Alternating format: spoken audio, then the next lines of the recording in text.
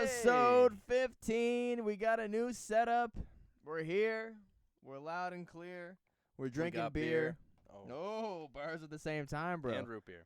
And root beer. It's a little different today. I mean, we got the barn cleared out completely. This was an idea for the last few weeks when we were outside doing the bonfire stuff, and we were thinking, we got to clear out this barn and we got to have the permanent setup in here.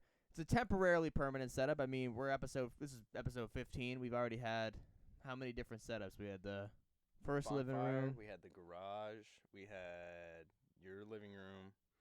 We had Zoom. And we had Zoom. Yeah. We had the Zoom room. So this is our fifth.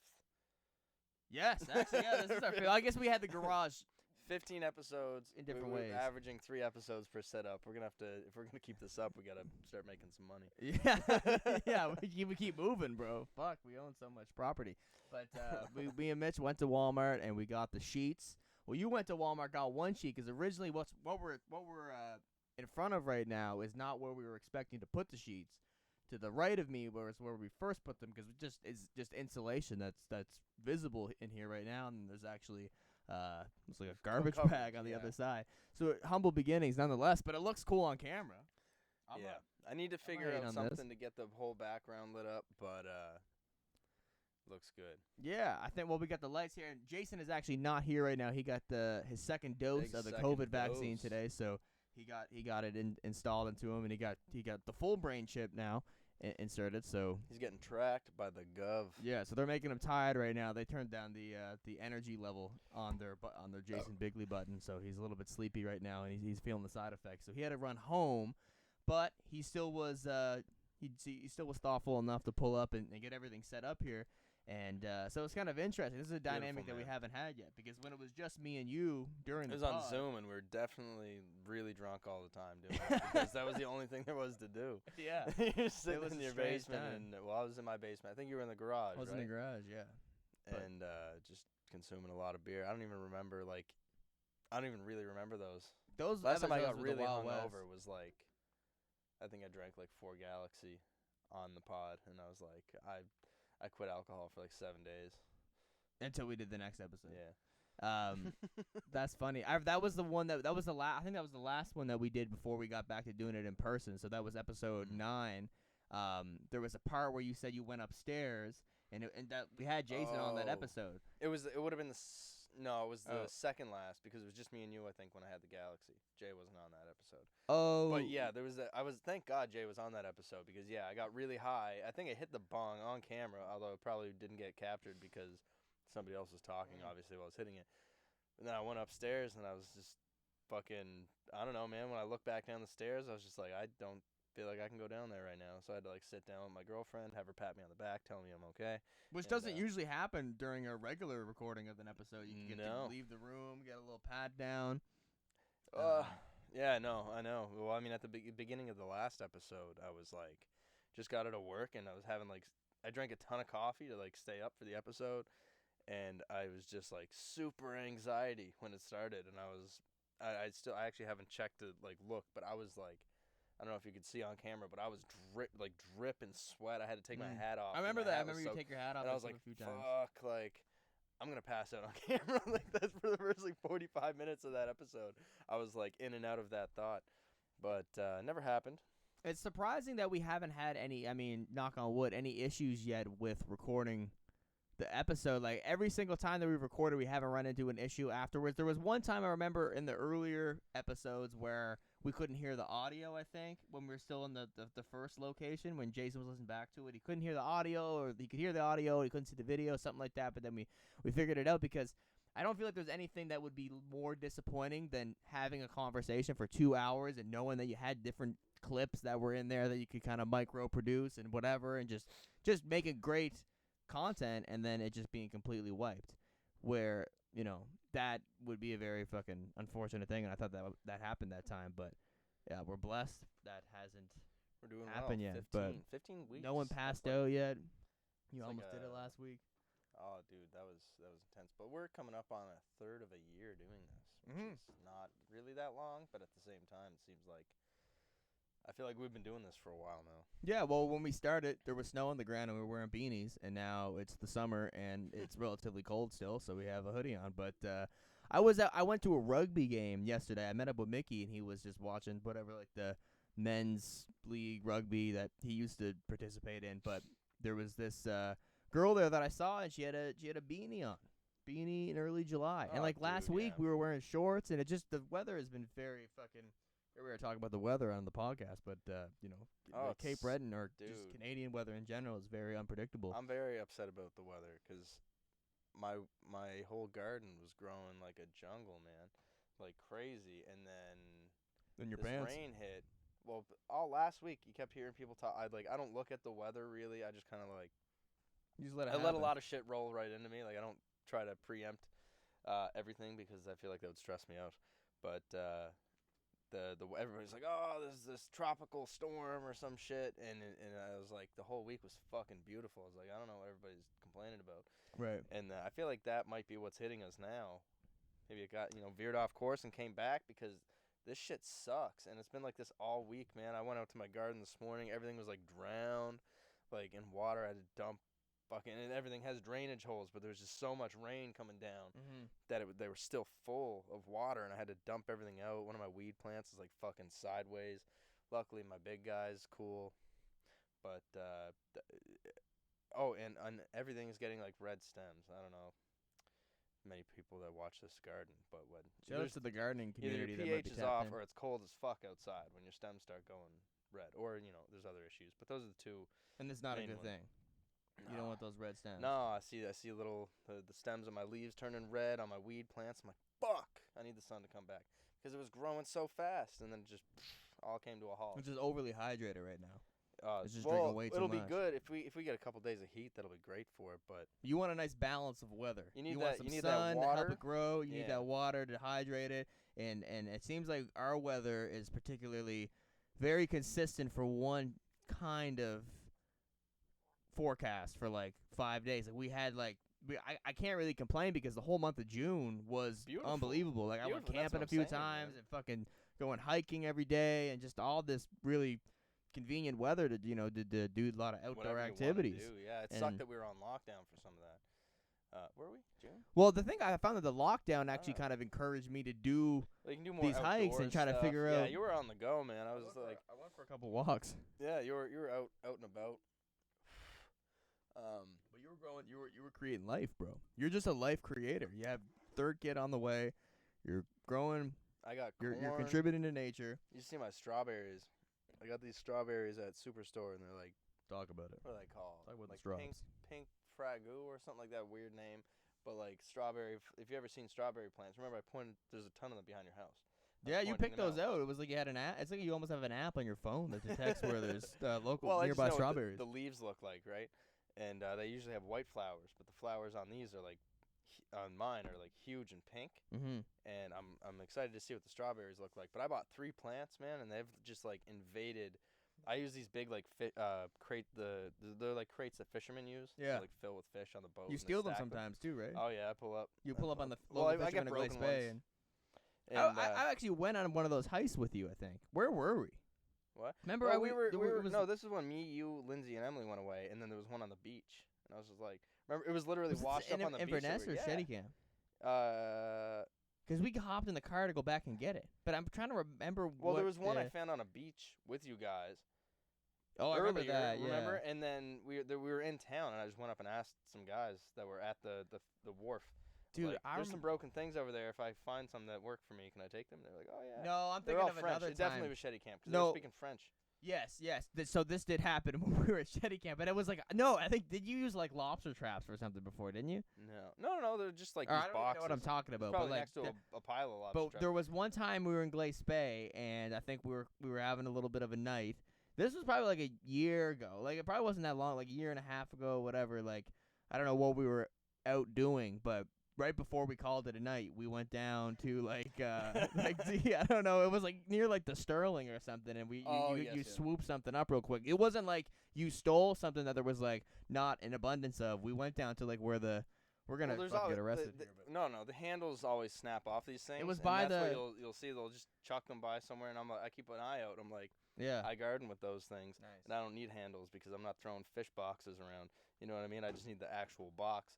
Actually, luckily, I was driving around with the kids and Emily early, maybe in the spring or early summer, and I just drove past this house, and some guy had an obnoxious amount of these things piled up all around his barn, like the whole back 2 sides of his barn was just full of them. I was like, that's insane. I need to go talk to. I literally went up and knocked on the door, and was like, hey man, I've noticed you have an insane amount of these crates by your barn. and this guy was growing. He had a weed plant in his window just starting, and I was like, I'm gonna vibe with this guy. I'm gonna figure it out. How old was he? Easily mid-40s. Oh, okay. I was picturing like a 72-year-old man with like a fishing hat on. No, actually, I had a really funny bucket hat interaction with this guy, or not interaction, but well, yeah. So I just knocked on his door, and the guy like crept out. His hair was all straggly, like he just kind of, I don't know, looked like I just woke him up or something. Right. He opened the door. It was just like the smelliest, dankest smell of weed ever. Just went right through the door, and I was like, yes. And well, I mean, I already you guys knew we had spoke the that same plant language. there. Yeah, so I was like, I'm gonna get along with this guy, but he seemed really scared. Like he was definitely high as fuck. Super faded, man. Yeah. He's like, why is this guy knocking on my door? Yeah. And I was like, hey man, I just noticed you had these crates. I garden with them. I was wondering if I could get a couple off you. I'll pay you for them. He's like, oh, I got a pile of them. Just let me. I'll be right back. And then he like went out his back door, came around. He's like, how many do you want? And I said a number, and he's like, oh, well, that's my lucky number. And he gave me them. I don't know what it was, 5 or 6 or something. Piled them up in my truck, and he's like, so what are you using them for? And I was like, I grow weed and vegetables. And he's like, as long as you're growing weed, you can have these for free, blah, blah, blah. But, were you expecting to pay him? I was expecting to pay. I told him I would pay him. And then what's the going price of the crates these days? I have no idea. This is the crate episode, by the way. I always pick them up. No, well, usually you're just I just find them. You're just finding crates. Yeah. That's great. I need stuff. I need to figure out something that I'm always on the lookout for. If I go, I like that you can just drive around. You're like, oh, fuck a crate, and pull over. It's like you're always low key, even if you're not like intentionally leaving the house in a search for the crate. You could be going to Walmart to go pick up some lettuce.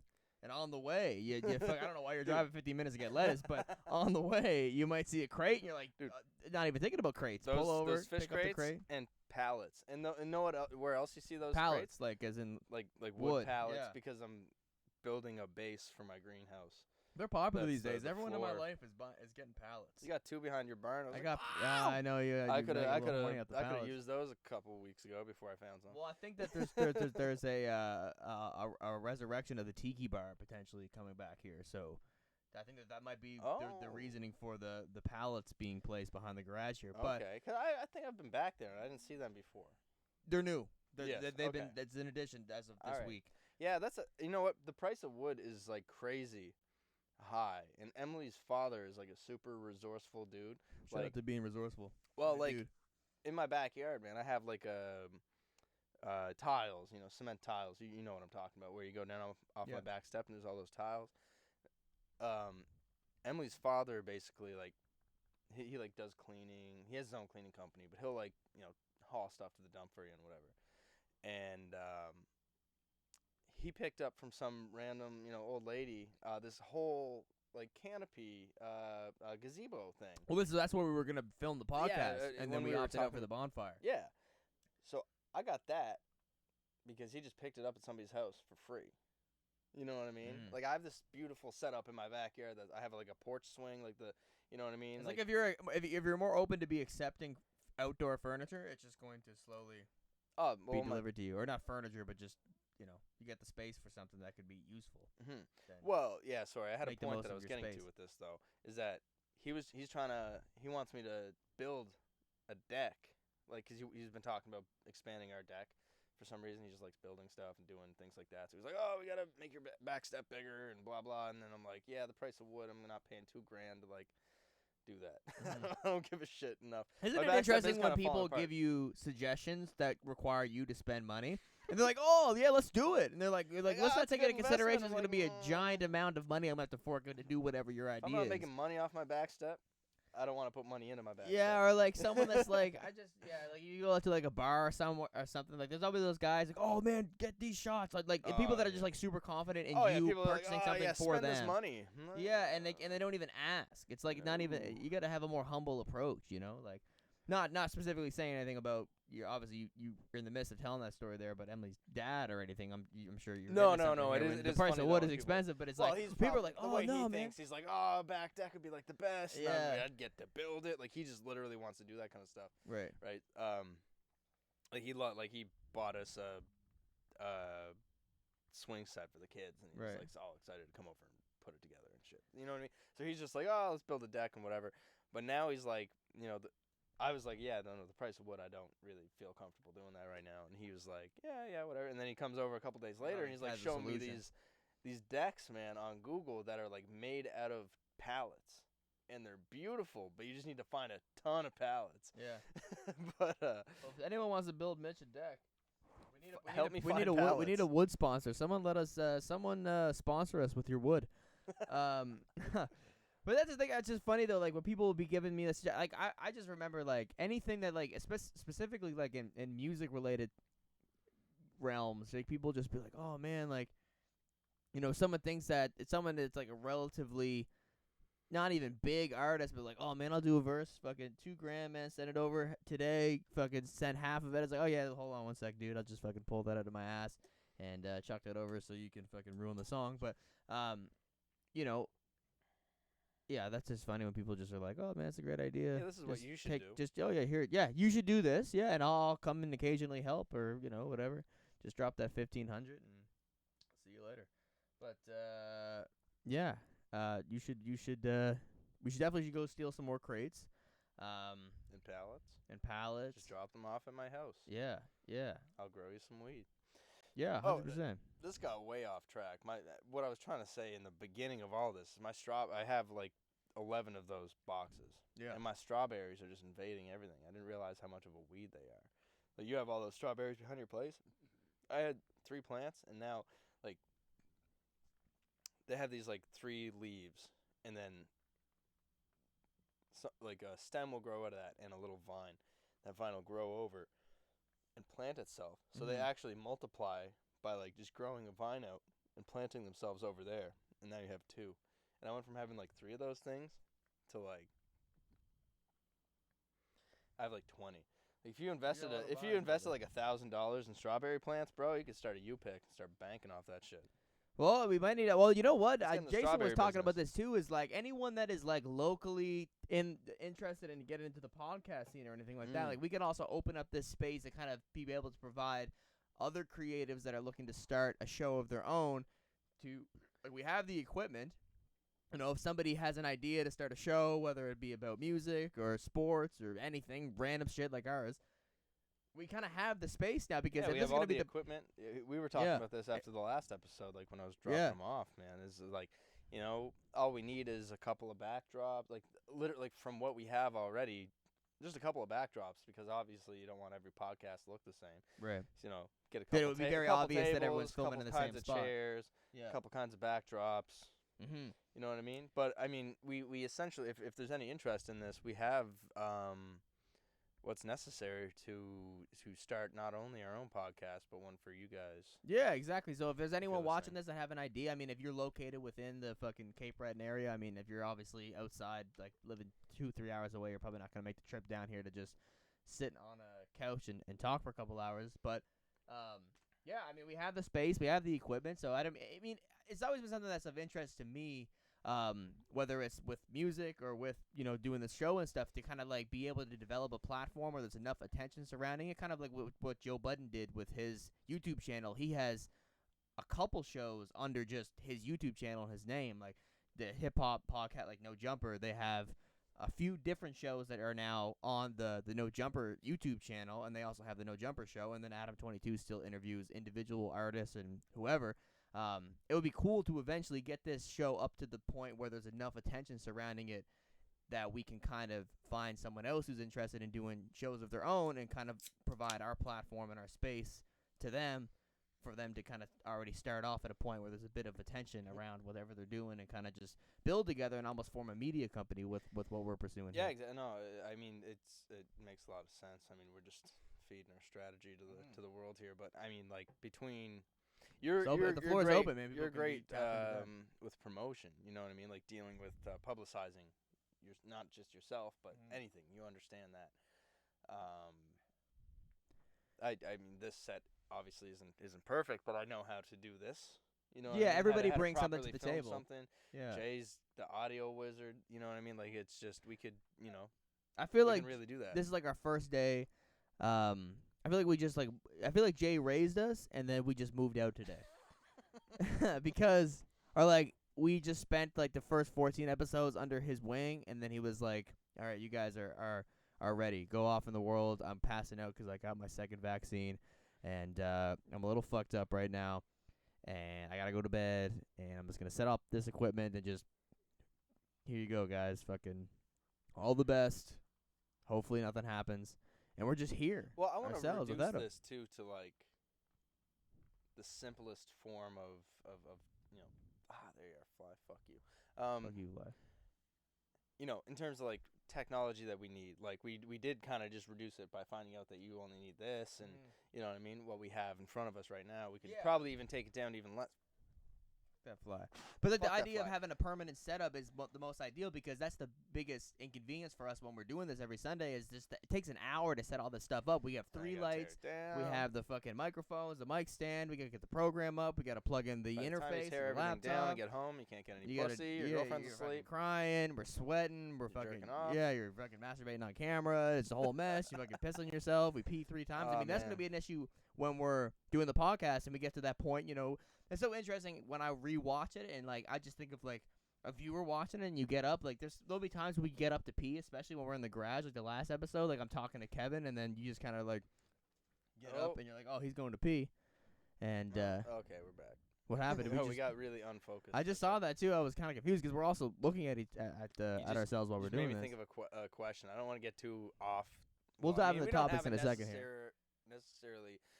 We don't necessarily have a specific objective here. But what I was gonna say before you said that is but what I was gonna say is the only downside to the space here is if we're going to pee. Actually, it's not you can that pee bad. right now. Yeah, you can pee right now. With a guest though, you might not be able to. It's pee. just hard to Because- get up. We're in a small space, so you're like, oh, sorry, you're fired on the guest. And But if we can figure wanna out a come way back. to actually shoot from that corner over there, with the guest, you know what I mean? You guys think? You Angle guys it. obviously can't see this, so let us Well, know. we'll Come figure it out over next and- time. But and if the do our camera's setup. over there and Jay isn't over there, even if Jay's chair is right here facing that way, which I know would be weird for him probably, but if the camera was in that corner shooting this way, we could actually all pee without fucking up the setup.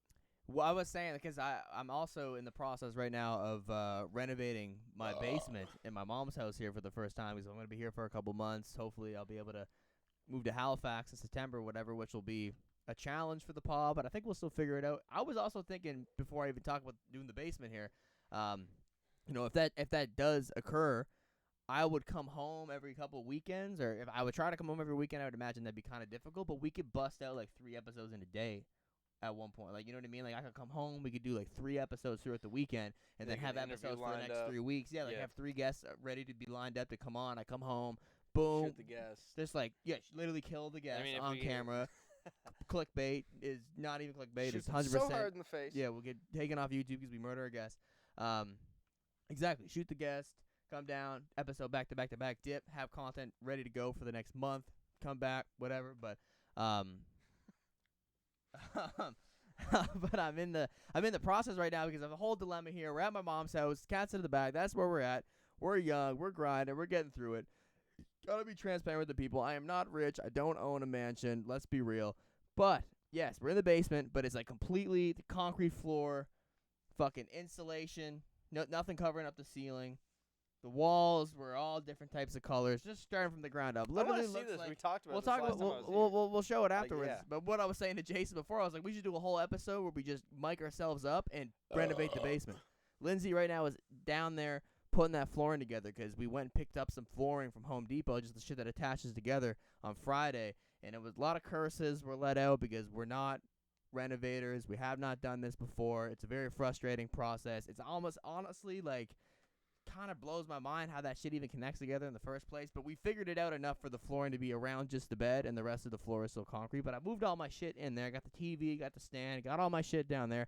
And I kind of look at it as like a challenge because I would like to eventually, once I get the decent amount of money, I would like to be able to buy, we've always talked about like rental properties and stuff, or buy stuff and fix up the house, or even just for my own understanding on how to renovate and improve a room when I have my own house and all that stuff. So I look at it as like, I'm going to accept this challenge and just kind of voluntarily go down into this basement and try to turn it from a shitty room into a livable, nice space.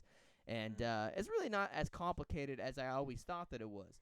But it is kind of frustrating, especially when you just kind of jump in. Like, I'm not getting a carpet. I want an actual nice laminated floor.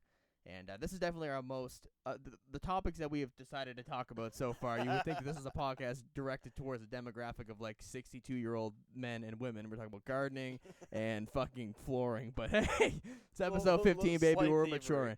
We're getting to the we got topics lined up, so we're getting to them soon. I have one question that you question? made me think about a minute ago. I can't remember how we talked something about peeing, but when was the last time you pissed yourself? How old? Actually, you don't need to elaborate. But how old were you? And this is how we can reap in. This is how we bring in every demographic. Quick little detour from flooring to peeing myself. So all the 8-year-olds here can relate to this one. How old were you the last time you pissed yourself? Last time I pissed. So honest. when you talk about pissing yourself, do you mean like full on completion of a piss? Not like pissing yourself, like. Or do you mean like when you pissed in the bed, like pissed, like just fucked up, pissed your pants, like something? When was the last time? I don't think I've ever really gotten drunk enough to piss my pants. I've gotten pretty fucked up. I still feel like to this day the most fucked up I've ever been, specifically from alcohol, was probably in high school when you're just starting to familiarize yourself with different kinds of liquor, what gets you the drunkest, and you drink a couple beer, you're just open to anything, which I mean I probably still am, but you just are on the receiving end of the most fucking explosion in your brain of how not in control you are. But I don't think I ever pissed myself drunk. I never pissed myself drunk. Last time I pissed myself had nothing to do with being drunk. I definitely shit myself more recently than pissed myself. Okay. I can't necessarily think of like the last. Bro, I probably shit myself definitely the last like 2 years for sure. Oh damn, really? Yeah, like I was out here publicly. I definitely shit myself after I made a little bit of a name for myself. Let's say that right now. I blew up and pooped up. That's crazy. You never told me about this. Although I don't know. I don't remember. I never like dropped a giant log in the pans. But like I like you fart and you're like, oh, I think I farted a little bit too hard on this one. You know what's wild is I feel like we actually might have already talked about this on the podcast, like the first 2 episodes. We talked about something that we talked like poop was a What our episode 2 is called roller coasters and poop or something. I don't know, poop roller coaster. But well, you're asking me if I ever peed my. No, and I don't shit myself often, folks. Disclaimer, but I do it all the time. Well, Mitch, I don't poop in my pants as much as Mitch likes to brag about pooping in his pants, but just nonchalant, casual, wet farts.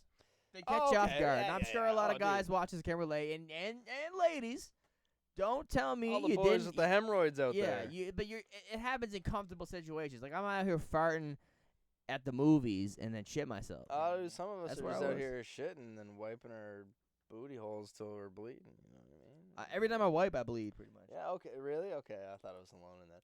Bro, give it a 10, man. I feel like you fucking. Are you kidding me? No. All right, but no. Not like every time, but like I'll wipe to make sure there's no poop left because I'm very conservative when it comes to the cleanliness of my asshole. Poop you want in I'm your not trying to put my. I don't understand how people like make jokes sometimes. Maybe it's just a joke, but they're like, "Oh, that's my skid mark," or like, "Oh, I always take my underwear off." I'm on my period Kevin Hart today. has a joke about something like that. It's like we always see like the little bit of poop in your underwear. Like I never am seeing poop in my underwear because I make sure to wipe my ass. Yeah, man. You're like, I'm getting all this shit out of there, and then you're like bleeding. I knew we shared more in common than just our name, bro. All right, cool. My asshole bleeds all the time.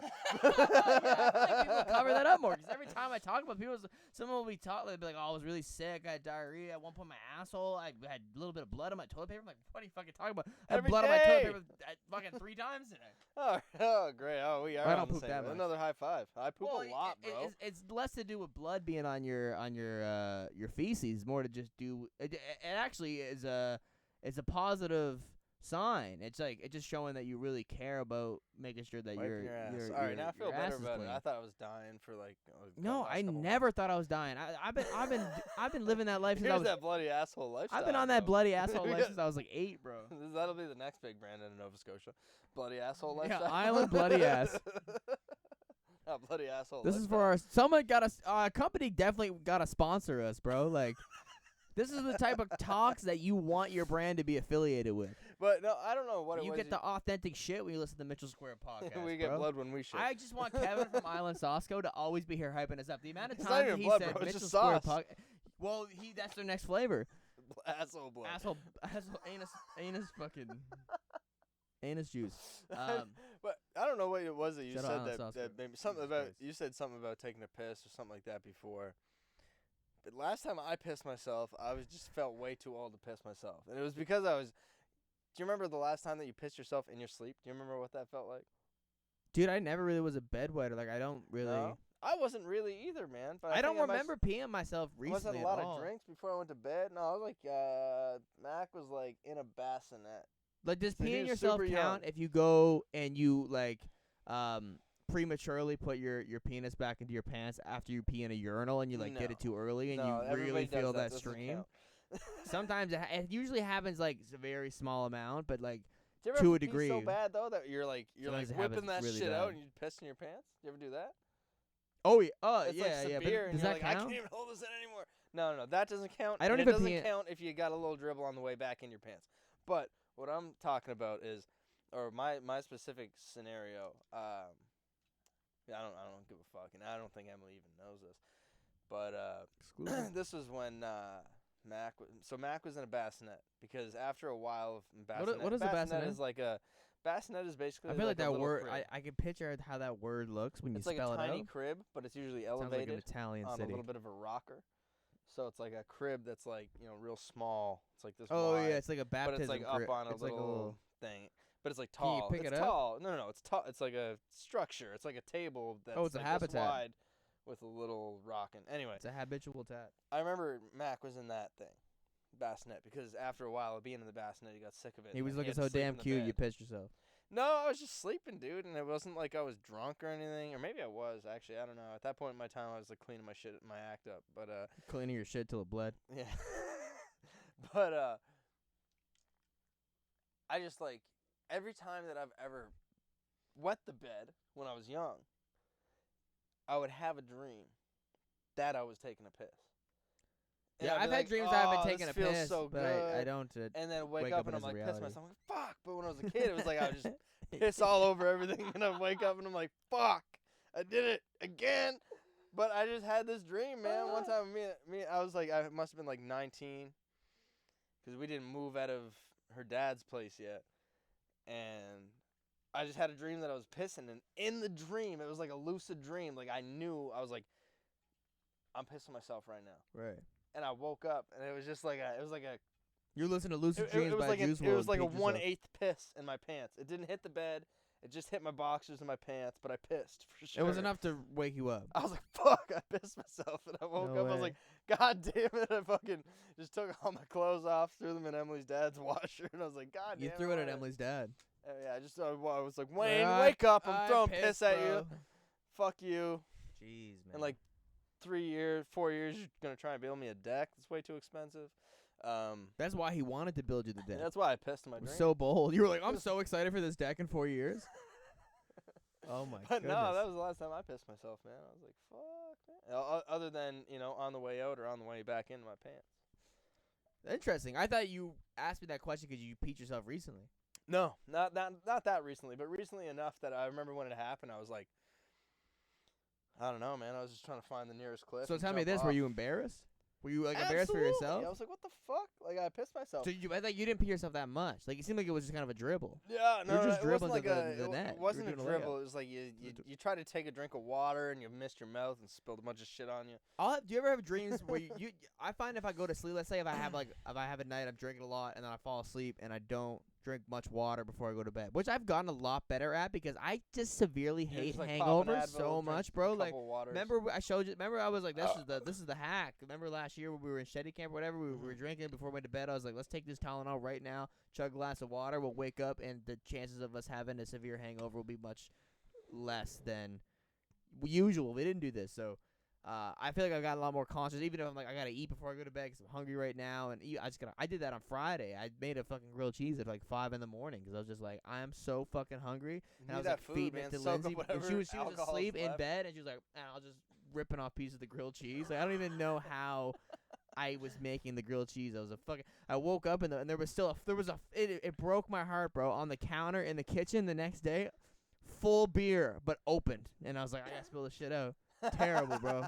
Just I wish I you had have more so beer many right now. beer. Sad. You have so many beer, and then you just don't appreciate what you're cracking open. But the next day, you do. But yeah, I got better at Actually, that last avoiding the hangovers. This week. But sometimes when the only reason I'm talking about this is because this will happen mostly after a night of having a couple drinks. But I'll have dreams where if I'm really thirsty in the middle of my sleep, I'll have a dream, and in my dream I'm fucking super thirsty. Like my conscious thoughts translate into my dreams, and then I'll have like a dream that I'm drinking water and like I don't know if I've ever like been doing shit in my dreams that like that are like I wake up and I'm actually doing. But like if I'm really thirsty, I'll have a dream that I'm thirsty and I'll wake up and I gotta piss, man. Yeah. I'll have a drink like if any time in my life that I can remember where I pissed myself in my sleep. I was having a dream that I was taking a piss. Yeah, did you ever do any? And it feels wicked too. When was like, the last time crazy. When was the last time that you released another liquid in your pants in your dreams? I haven't had any wet dreams. How did they happen, bro? I've never had one. I've never like had like Really? a wet dream. I've woken up with like crazy boners and be like, damn. But, Oh, it's every day, bro. Yeah. Jake Thank Paul. God we got good hearts apparently and good dicks. Good. Well, that's But, the first spot that the blood flows to, isn't it? When you wake I up, don't know, that's it's like pretty the far number from your one heart. spot. Well, my heart's in my cock. My heart's in my ears. My heart's No. on the island. But the island is my dick. Oh, This is the most whacked episode to date, bro. Let's dive into some. We haven't hit a topic, but we don't have the hit actually- topics. I don't. Before we get to I them don't- though, I really gotta piss. Oh, And, early pee, yeah, huh? I don't want to pee my pants, so I'm gonna just. Is it early? How far? We're only 37 minutes in. 30. Yeah. I'm a piece of shit. We're in it for the long haul. Did you kill both of your beer already? I started the first one before you got here because I was actually in the middle of a crazy migraine. Like I literally couldn't even see when I pulled up to your house. Like I drove right past your house. I couldn't see it. I shouldn't have been driving, man. I had a great when I get Bro, migraines. the migraines are the worst. That's like the one thing that can happen to me. I could have really sore legs, or I could like fucking twist my ankle, or have I don't know, but like I can really function and still be productive with any type of obstacle in front of me. But if I have a headache, bro, it's tapping out. It's over. Well, or if I have like I'm running on a little sleep, can't do anything. When I have migraines, it's like very visual. It starts visual, and it sounds weird, but I remember this used to happen to me really bad in high school. You see stars. No, it's not like a star. Like, you know when you look at these lights that are in front of us and you get like rings in your eyes? Yeah, you get Well, married. it's like this, to the but it's vision. like it'll be right in front of me, and there'll be this big blurry spot. Like someone just took a picture, like, and I can't see right in front of me, and it'll turn into like a ring, and it'll go outwards. So after like 15, 20 minutes of the migraine, it's better because I can see like right through the middle. But like I'll literally have this ring. So you were driving when emanating outwards. the ring didn't When expand I was pulling completely down yet. here, it was like in here, so I had this like little tunnel that I could see, and I was like, I literally, like if I look this way, I'm not gonna be able to see anything out here, and I'm gonna crash. So I was like looking straight, trying to see your house. Drove right all the way up to the stop sign. Then Emily texted me because she wanted me to. Her hairbrush was in the car. She wanted me to go back. Well, she didn't want me to go back, but she was like, "Did you forget to drop off my hairbrush?" And I was like, "Yeah, I did." So I went back. Like, oh, that's right on the top of my list. But by the time I got back, I didn't even want to pull up because my migraine was so bad. So I did that, and then I came right back, and I still couldn't see, but I realized where I fucked up before and pulled in. But Go I had take a wicked pee. migraine. Well, you got it out. You got The it beer takes over care and of done that with shit, now. dude. Beer is I feel like the beer is the most trustworthy medicine. This is the That's problem. crazy. This is the well, you know, I didn't get I didn't get Pfizer. I got fucking 9 locks. I touched the insulation. Oh, you're gonna die, bro. I was sleeping with insulation directly above me for like a night, so I am totally insulated. I won't be cold for the next year. Oh, don't go too out of control, buddy. Yeah, so while he's out there peeing, I'm going to let us dive right into the first topic of the night. The program that we use to record this is called OBS, and it is I think it's like the most commonly used streaming platform for the streamers on Twitch and stuff to get their content out there. So I really feel like a Twitch streamer right now because I'm looking at myself the whole time that we're having this conversation. So anyway, in the news, well, I got 3 different sections here. I got hip-hop news, I got weird news, and I got serious news. So I'm going to start off with serious news just to get the dialogue rolling. Excusez-moi, mon ami. So track and field star Sha'Carri Richardson was disqualified from representing the U.S. in the Summer Olympics and the 100-meter track and field competition in Tokyo because she tested positive for that devil's lettuce, marijuana. She's smoking on that dank. And no, that's not a sport. That's not a performance-enhancing drug by any means. It's a performance-decreasing drug. But nonetheless, the rules are the rules. That's what the Drug Association, the Olympics, that's what they say. They said it doesn't matter. It's in the list of things that you're not allowed to consume. Therefore, it is not permitted. Anyway, so she is no longer capable of participating in the Summer Olympics that are taking place in Tokyo in the next few weeks. And a lot of controversy around that because her mother passed away a week before she won the race that allowed her to participate in the Olympics that are coming up. I believe she broke a record, too. She's only 21.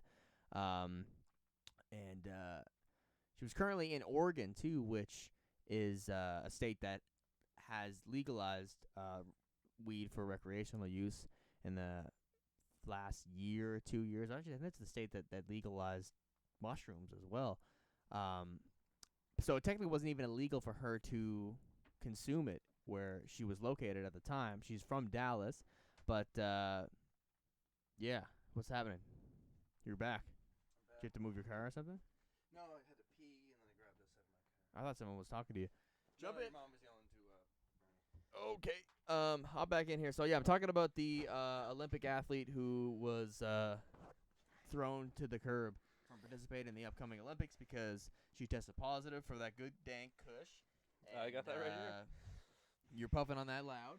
And yeah, so basically it's interesting because I can't really disagree with the Olympic Committee or whoever is the responsible department that determines the eligibility for athletes to participate if they, pass or don't pass a drug test, because it's like, if this is the written rules, she was aware that those are the rules.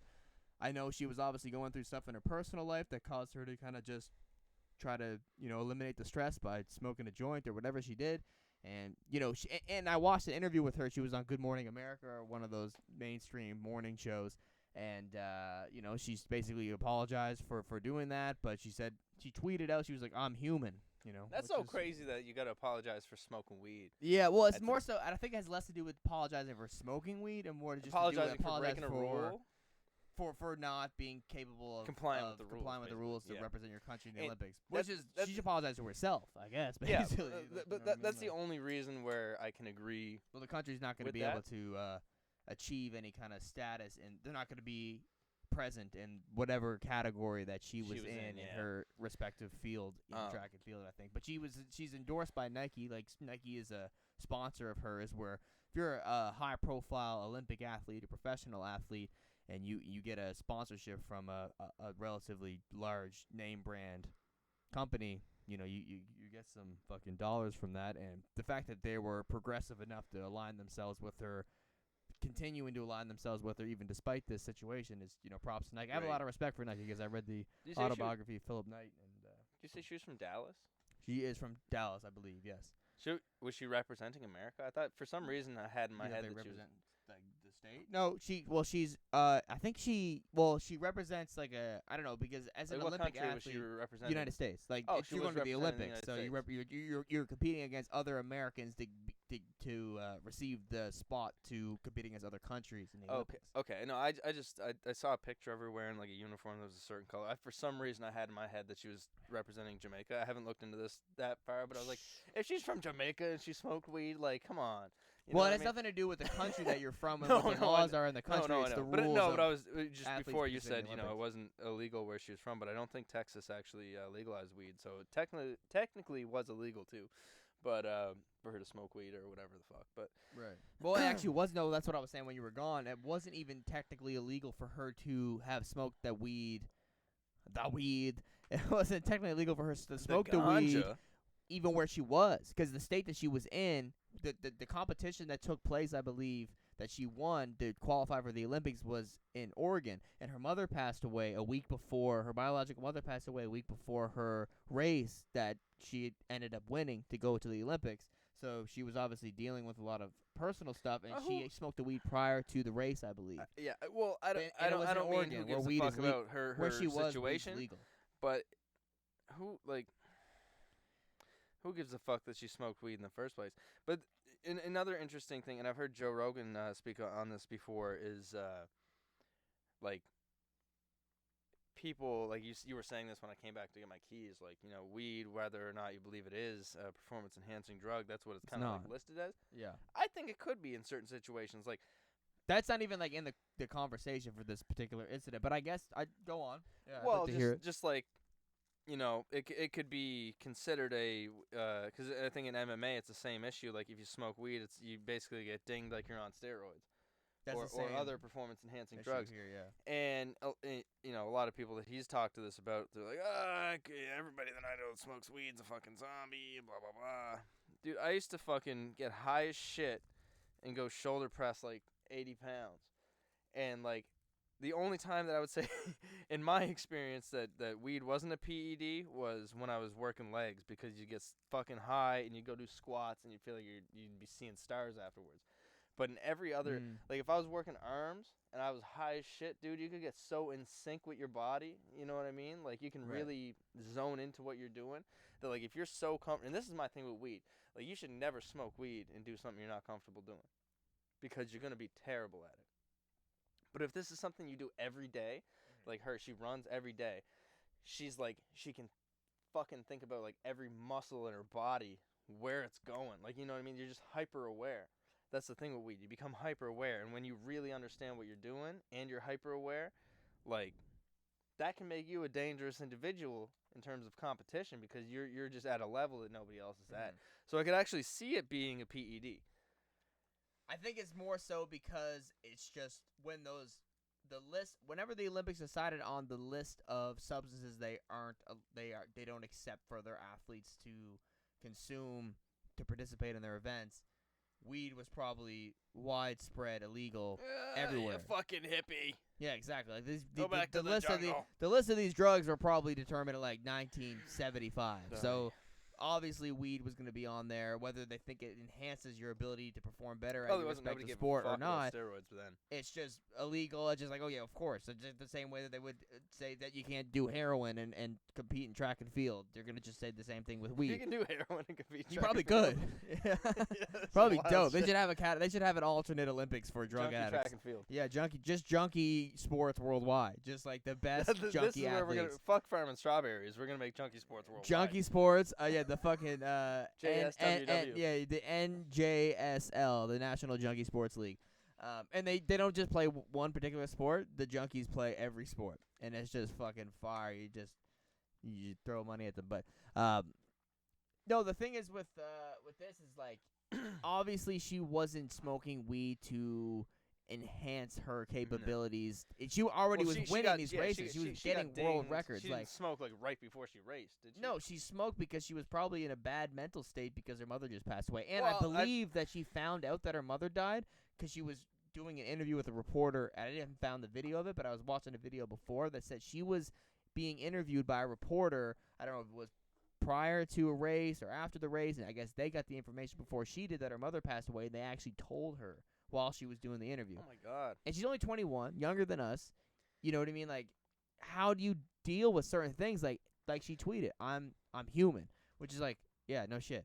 But really, like, I'm sure because everybody has access to social media, they all can hit a button and respond, and she could potentially see their 2 cents directly on Twitter or whatever. Like, I'm sure she was subjected to seeing a lot of negative comments. Oh, well, she's a Probably professional less athlete. because she was smoking weed. I feel like people that are conservative or liberal, but on both sides, are pretty indifferent to weed now. I think we're at a point with weed where there's like, you might as well just, it's more of a government control issue and trying to figure out how to who's pass it and representing shit. your community that isn't letting Which is everybody ironic because smoke Joe weed? Biden is not even in support of legalizing weed, I don't believe, which is very strange because you would think that Well, just it's people makes that the don't government more money understand for it. That control of it I like they do feel in like Canada. But weed is a thing that, like, it can be a fucking it can cripple you if you're just gonna do it regardless of your situation.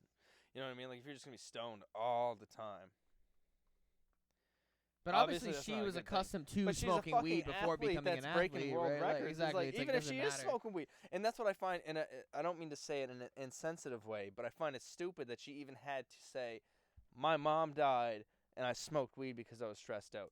You fucking smoked weed. You probably smoked Yeah. weed the day before. You probably smoked weed a day or two before Yeah, that. like she had to I'm fucking explain I'm why I'm she about to smoked smoke weed right now. Like, you should not have to explain that. I just smoked weed. I broke a rule. Like, you don't need to explain that shit. It doesn't need to be because Well, your she mother. has to I know her explain mother it did because pass the culture away. that she's within does not condone the consumption of anything like that, and it's less, But regardless all the of fucking like the athletes fact that probably they should. do it. They probably just took Well, a they don't cranberry do juice. it. Like, I'm sure there's athletes that smoke weed Fucking- when they don't have to compete into something like the Olympics coming Yeah, up, dude, you can and do they have the fucking flush self-control kits. to be able to not do it. You can do a flush kit and do it. You can No, smoke I weed the guess day so. before, take Yeah. a flush kit, and fuck off. I And don't. do your I'm Olympic I'm shit. not mad at the fact that she did it, but she even herself I'm just acknowledged mad at the like fact that she had to explain it away. Yeah. It's like, yeah, I broke a rule. If that should be the end of it. Yeah, I broke a rule. I don't even know if she necessarily said, like, she talked about how she was going through personal challenges, I guess, like, and people just automatically put two and two together. Oh, she smoked a joint. Well, her mom passed Emily said away. the same thing that you just said. It has to be Yeah. the narrative is that she smoked. She was She smoking can just weed be like, I because she was smoke stressed weed out. all the time, and I I fucking just smoked weed, and I smoked weed at the wrong time. yeah. And it's hard for And now I people to broke the be able to. rules. It's hard for people with a very like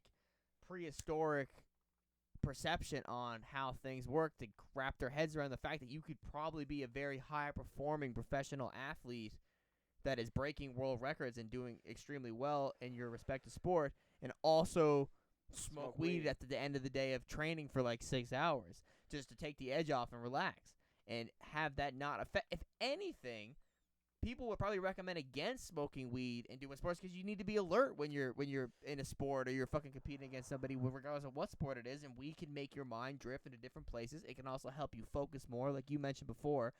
If you're smoking weed and doing something that you're used to doing, and it's just like second nature, you might be able to kind of you might be able to have your complete undivided attention contributed towards whatever task you're doing and perform even better. I know when I used to smoke weed, sometimes I would sit down and write a song, and I would be able to really tap into a certain space that I wasn't able to do sober. But now I don't know what it'd be like for me to smoke weed.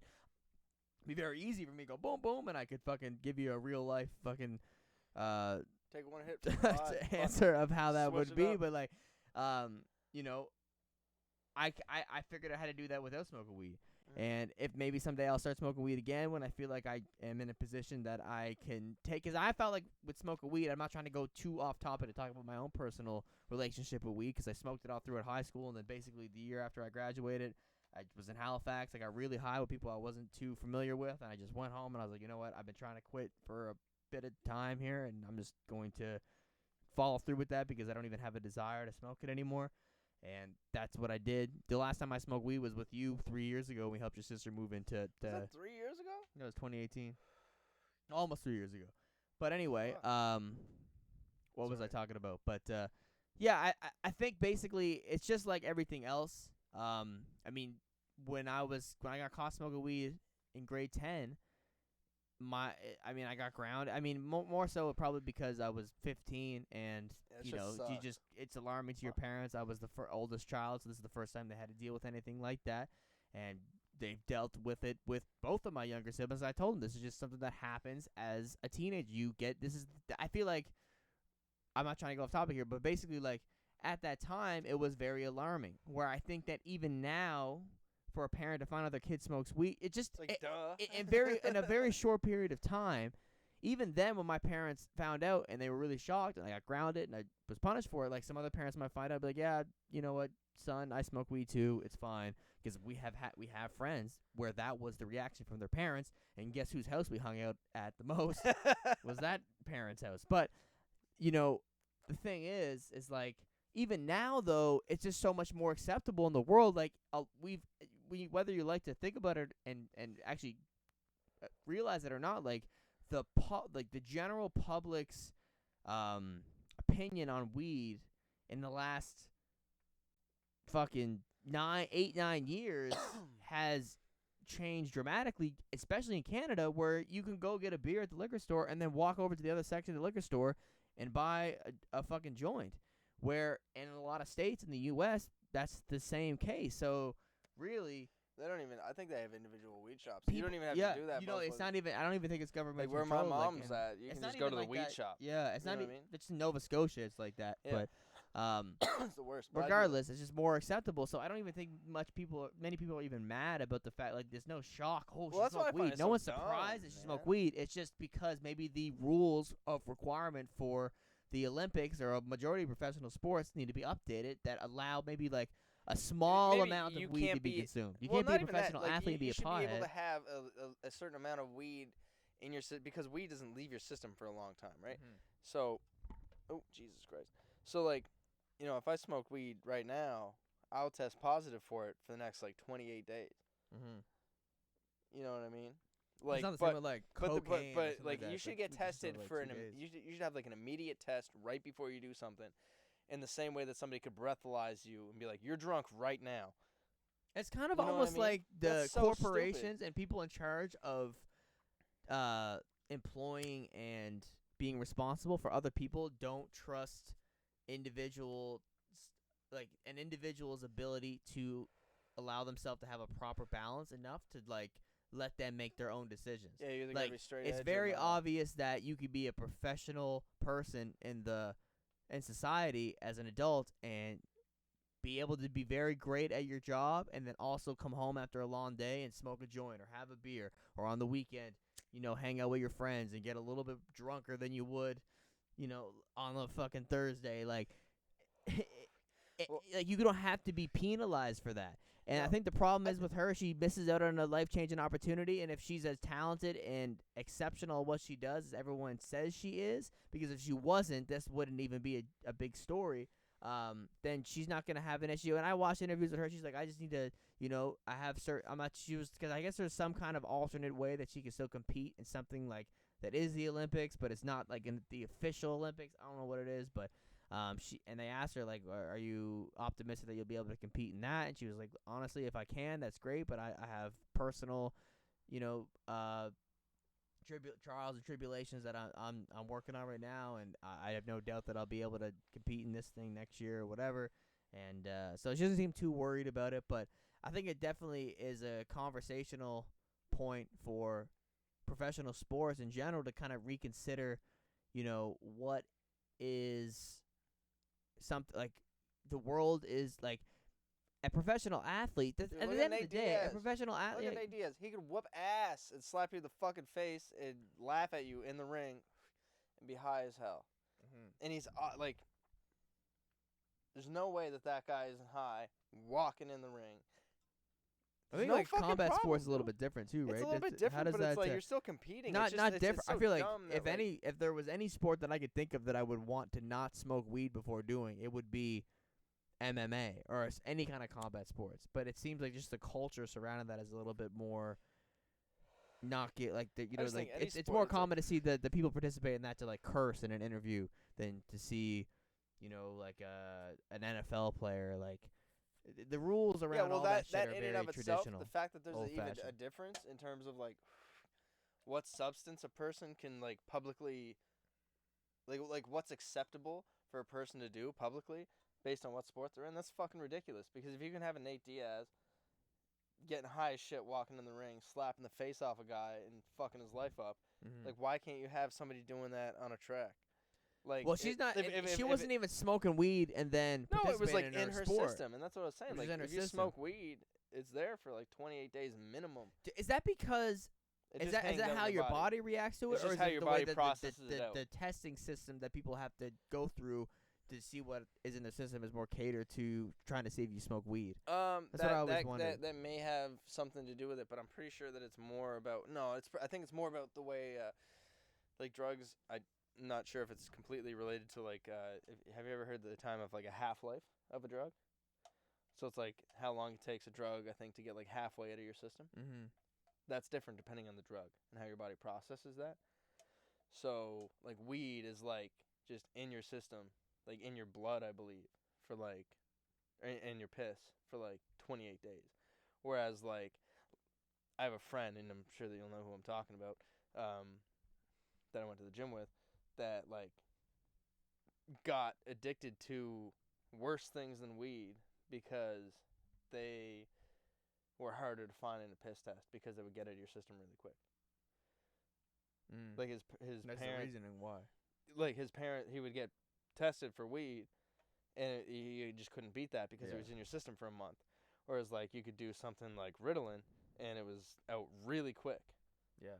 You know what I mean? And it wouldn't even show up. So it's like I can get high on this and this and this and this, and still these get guys. the satisfaction of not being sober. But if I smoke weed, and that's unfortunate, it's like it kind of is just like the reverse effect of what his parents were most Because it was likely every trying day to he would get piss tested. prove. Yeah, when he's he like, went we're home. gonna piss test you every day to make sure you're not going off. You're not on the wrong high on path, weed, and smoking now weed. I'm fucking But he's like, doing fuck. cocaine and Ritalin. Like, Yeah, so they really did not get the result that they wanted No. with enforcing that. yeah, That's unfortunate. that's a cautionary tale to Yeah, fucking people up over their drugs, man. definitely fucked up. Bill Cosby, he's a free man. He served 2.5 years. His sentence when he originally was sentenced or whatever, when he went to jail was, I think, well, it actually was in late 2018. I think when he first went to jail, 3 to 10 years. So essentially, even though his charges were overturned, he nearly served the bare minimum of what was required for him to serve in jail. But yeah, basically, it says like essentially. We were talking about this before. I gotta move this closer to me because I don't have good eyesight here, but I have this in my notes. So like the original, it doesn't necessarily say like the original jury that convicted him of being guilty for his accusations were wrong, or if anything that he necessarily was in jail for, it's still incorrect. considered wrong. But basically, like we were talking before, like they took away his right of silence, which. Let's just say before this that we don't have Jay to correct us. We don't have Jay to correct us. He doesn't have the. We're notes in not front looking of him. this up actively. Yeah, but I was but my notes are from a video I watched earlier with it was like a lawyer explaining it or whatever. But yeah, basically like we were saying, like I guess they used something against him when he was, and I was not following this as it unraveled in court when he was sentenced to prison and everything, but he. It seems like basically, and it's so strange how that works, and I think it's like a Pennsylvania state law, and it's not necessarily a law, or just the way that he got out of jail. That particular reason isn't consistent in every state. Maybe I'm wrong, but from what I was reading and hearing, it seems like it's like a Pennsylvania specific incident that could occur, but it's like a very rare case for him to be able to win because they basically said, you give us a statement, but, just to help, I don't know, but that's what I don't understand is, like, the whole thing was you give us a statement, and if you do, it won't be used against you in court in the future to indict you into jail. Yes. And then they turned on him, and then they ended up using it and breaking that agreement that Bill Cosby had with the state of Pennsylvania or the people that he was dealing with. Just in terms of dealing with the law, I agree with. Like, if you tell me this is what, like, imagine if even if it didn't put you in trouble, you just made a statement, and you did nothing wrong. You made a statement that could be used, X, Y, Z way. Yeah. But you're told this will never be used against you. So say whatever you want to say. And I'm not saying that I don't think that I absolutely think that Bill Cosby did all the shit that he did. To some degree, like I feel like he definitely crossed barriers that I feel would like never cross myself. I feel like both sides, and I haven't done the necessary research and looked into every particular No. accusation. Well, there was and like everything. 70 cases. There was a lot. And the thing is that there was never really. And Was my I man know just that popping this is, too much, partying too much He back was in the partying day, hard. and people just He was kind of partying over hard. time? Other people get are a foggy partying memory, hard. or what's I don't think that it was all that. I think that there's probably both sides you know, are responsible a little bit. A little bit of accountability both sides here. are responsible, little but bit of I feel like accountability he's here. definitely crossed lines before. He's probably crossed a line more than the other side did. Because I'm sure a lot of people that were alleged victims consented to be in Like, the imagine position for him to. Imagine if somebody was like, "Hey, I'm gonna give you a drink. Like, let's have a drink, Yeah. and then let's have some sex." And you're like, "All right." And then they give you a drink. Did you watch and that then video I sent before? Yes, I did watch that video. Okay, yeah. Well, you said What's that his name? before. Judge Joe. Uh, Academics posted it. I can't It was a remember. judge basically justifying how. Yeah, and I kind of Bill agree with Cosby what might he's be, saying. yeah. And like, you know what I mean? Like, if you're telling me, "Do you want this drug?" and I say yes, and then I take that drug. Oh, do you want to take this drug and have sex? And I'm like, yes, and then I take that drug and have sex with you. It whether I've agreed with it journey. before or after, like if I say this to you, it enters a gray area where like you've received consent, but then you have to decide where that lies. And sometimes it's very obvious, and this is why I'm saying there's definitely probably times, as the kind of hypothetical example that I was going to bring up a second ago, if I take a drink. Oh, do you want this drink? Yes, I'll take this drink. I take this drink. I get super fucked up for some reason, or this drug, or whatever, and all of a sudden I'm in a position I didn't previously expect to be in. Right. But you've consented to something, and the other person is just like probably either on your level, worse, or in a completely different place, and they just continue ahead with the plan, even though like you might be acting blacked out. You know what I mean? Like you might be not conscious, like literally there in the moment, but you're still awake and behaving. You just don't even realize that you're there. And you know what I mean? And this creates a gray area where it's like that person may not have necessarily decided to cross a boundary. They just were doing what they intended to do. You agreed to it. And it gets to this weird place where you're not making your own decisions anymore because of whatever substances or whatever is going on with you, and this person is acting as if they're not aware of that. You know what I mean? There are probably cases from the very not fucked up end of that to the very fucked up end of that, which is probably why he got like 70 something accusations against him, or 60 something. That's what I'm saying. It's like so at the time where he was. You don't know if it's a bandwagon thing or if like he really did this so many times. If there's that many people involved, I'm sure that there's a lot of stories that are very credible and where he is entirely in the wrong, where he takes advantage of the situation because he's so comfortable with that being a certain type of way that he was having acquiring sex. Women, yeah. And a certain lifestyle that might be, because you got to think like the things that are not acceptable right now. Maybe acceptable is not the best wording for it, but like things that would just be shot down so fast and so looked down upon in the 80s, 70s. You don't have social media. Not everyone has access to be able to go and just share with the whole world what just happened to them last night. Everything is a little bit more word of mouth, and any kind of information is a little bit ahead. There's a middleman for information before it gets presented to a broader audience. So it's like it's much more accessible now for people to make a claim without any kind of credible, or like they could just make a claim and make up the claim, and if it sounds interesting enough, because people just really want to have an opinion on shit now, but there's and an they just want adverse to run side with to it. this. But no, but I'm just gonna say like too, like, and I think that the thing is with if there's that many accusations, I feel like it was just such a I feel like when you get so successful and so famous and everybody knows you and they're just automatically and this was like they just want to be with you for a story moment, like yeah, but like I'm not even talking about when the accusations came to the forefront against him. And it was around the same time. That's how it got brought back up with Hannibal Buress really putting a light on it during a comedy set that he had, and part of his routine at the time was, I guess he looked into this and it wasn't as covered, and he basically shined some light on the fact that there was girls in the early, 21st century, even back in the 80s, 90s. I don't know when this all the alleged activity took place. But he mentioned that this was a thing and nobody talks about it, and the clip of that stand-up routine got around online, and then people started talking about it on Twitter and everywhere else, and then it started bubbling a little bit, and I guess it got trending, and then more people started speaking out, and that's what started the snowball effect that actually led to people being confident enough to press charges against him, which led him to being in jail.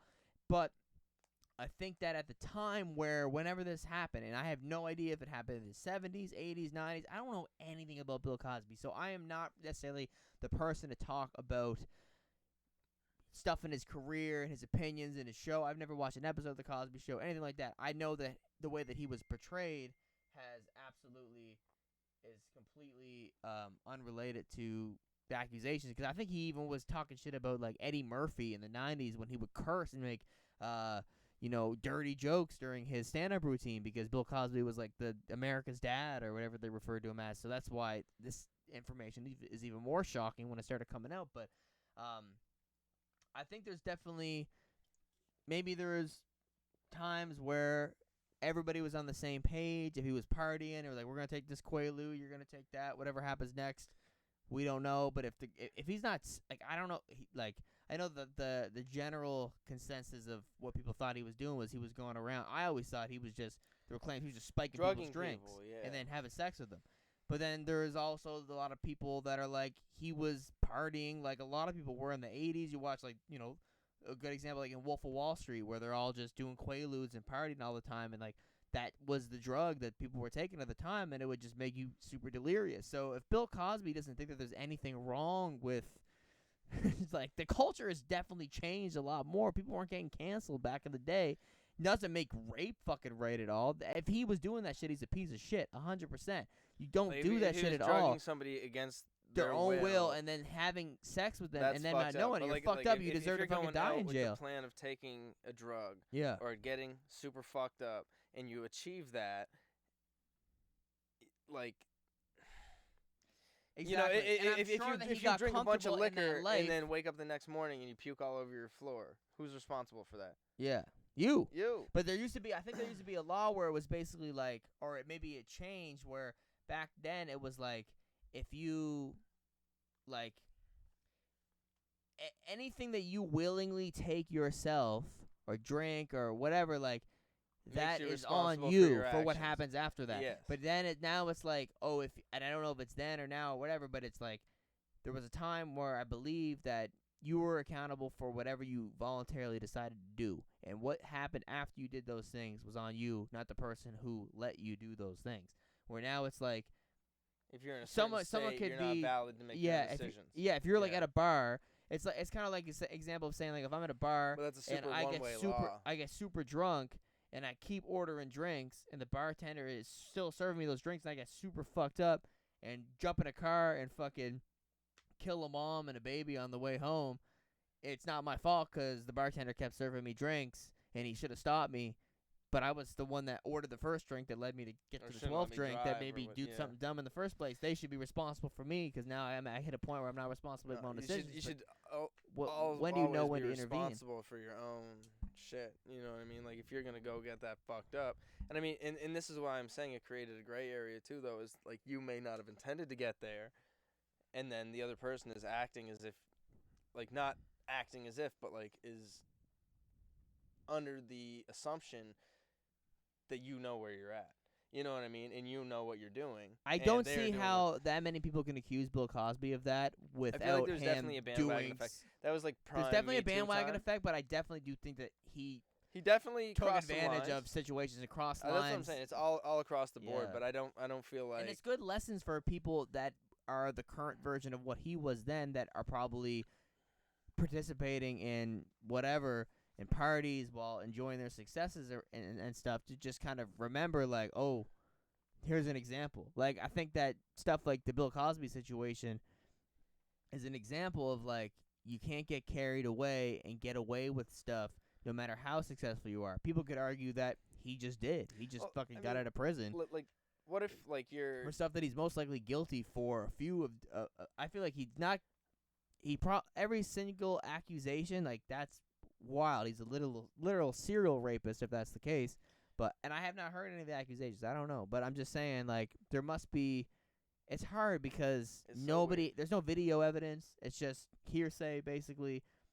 It's almost weakens your case as a defendant when there's that many accusations. What I meant to say before was that there wasn't a lot of evidence, but something I thought about earlier is most of this probably went down longer ago than more recently, where there was a lot of his dick probably doesn't even work anymore. You know what I mean? Dude's 83. Do you see how he was just reacting as his trial was ongoing? When he was walking out, dude, that was the funniest fucking video ever. He's walking out, and everyone's asking him questions. He's just like getting escorted. He doesn't even speak. Like I watched a little press conference outside of his house. People were asking him questions. He had this little white lady next to him, and she was just like, "Bill feels thrilled to be back with his family," and he's just like nodding his head. I'm like, I don't know if he just is advised not to talk by his lawyers and everybody, and he has someone with him, or he's just like so gone that he's just I don't know. But it's so funny because you kind of just assume that he's just like super fucking he's just super fucking wonked. And when he's walking out of when he was being released and getting into his car, he's walking and everyone's around him, and he just goes. He does check both shoulders, like yeah, that's funny. But there was another video too, like in the midst of his hearings or whatever. And everyone's like, oh, Bill, blah, blah, blah. And there's a bunch of reporters and cameras are taking pictures of him. And he just goes, hey, hey, hey. He doesn't answer any of the questions. He just does that. That's a fucking comedian right there. Jesus. Fuck you, Bill. Stop raping women. We don't condone any of the alleged activity that. Rape. Yeah, we obviously we don't. Why do we even have to say that? Obviously we don't. I'm just saying, basically, at the end of the day, I mean. Who knows? Like, obviously, I believe that Bill Cosby did some foul fucking shit, and he should probably sit in jail for it. And I said that but at the same time, I feel like he definitely did some fucked up stuff. I'm sure people took advantage of the situation. I feel like people, it's so much easier to say, oh, I had nothing. Like, I feel crazy probably saying this, but, like, I'm sure that if there's 70 incidents, I'm sure when he started involving himself in partying and him and the opposite sex both saying, we're having some drinks, we're having a good time. Oh, I'll take this drug, and he's fucked up too. They're fucked up, but so is he. So he's probably gonna think it's okay to be out here smashing, and they're okay to have him smash. And they wake up the next day and they're like, I was on drugs, that's wrong. And he's like, well, and they didn't give a fuck until there was a very opportunistic moment in time, and that's what I'm saying. That I said that twice before that. This was like prime Me Too time. You know what I mean? Like it was like if you ever felt uncomfortable with the sexual experience you had 30 years ago, now's the time. There was some legitimate shit that happened. You know what I mean? Like Harvey Weinstein, like he was Harvey disgusting. Weinstein's a fucking piece of shit. But that's well documented and well known. Yeah. You know what I mean? And I guess like you could say the same, I guess, about Bill Cosby, and it depends. You have to dissect every. Yeah, Bill Cosby's on the bad end of that. Definitely. Like 100%. I feel like he fucked up a lot and made really bad decisions, and now it looks terribly ugly. Yeah. But I feel like he really got hung. A little bit of an accountability. He really got hung at a bad time. That's why But if he was out here dropping drugs and girls drinks, and if they just thought they were having a glass of wine, like here I'm gonna drop fucking oxys in your drink and boom, you're out. Yeah. That's disgusting. But then there was if somebody just gets fucked up on their own, accord and plans on doing that, and then they go too far themselves, and the other person doesn't know because they're fucked up too. Like, is that really their fault for not being able to dissect the situation when they're fucked up too? Like, that's it's really hard to call that.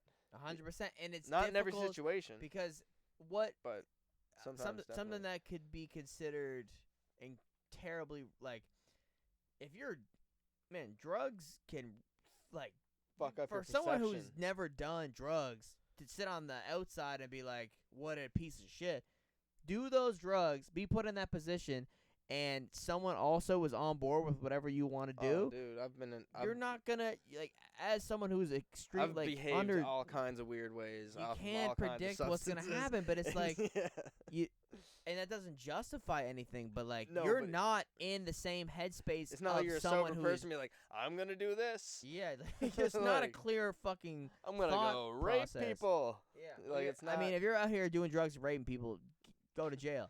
But if you're out here doing drugs with someone else who also was saying, let's do drugs, and then whatever you guys both do as you are not fucking in a reasonable mind state, I don't think that either, like, a particular party is more responsible than the other for that. No. It's like if both parties said It we're is, gonna do. it is a gray area for sure because you don't know. No, somebody listen. could definitely be in the know and take advantage, but there's definitely situations where Yeah. somebody doesn't realize that they're maybe going too far because the other person isn't in the state that they. We think don't that they're in. condone rape. Basically, it's we're overcomplicating it, but anyone that takes advantage of somebody else without their consent, if they're passed out or whatever, you're in the wrong. You should do the time for that. That's terrible. I'm just saying, like, You got to be accountable for being fucked up on drugs if you're gonna take them. yeah, if you're doing drugs voluntarily and continuing to do drugs, and you put yourself in bad situations, it's like that time you talked about in the episode 2 weeks ago, like in Dharma doing coke and like being fucked up and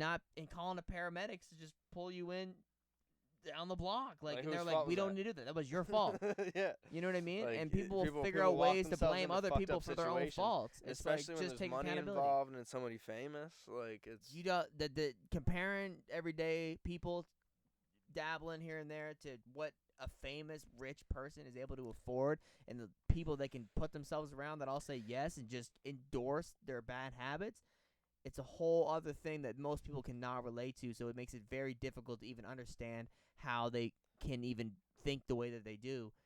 But it's everybody's human, and yeah. you got to be somewhat accountable for your own behavior. But everyone, to a that's degree. my whole thing, man. Just be accountable for your own actions. Don't try to, because it makes it much harder.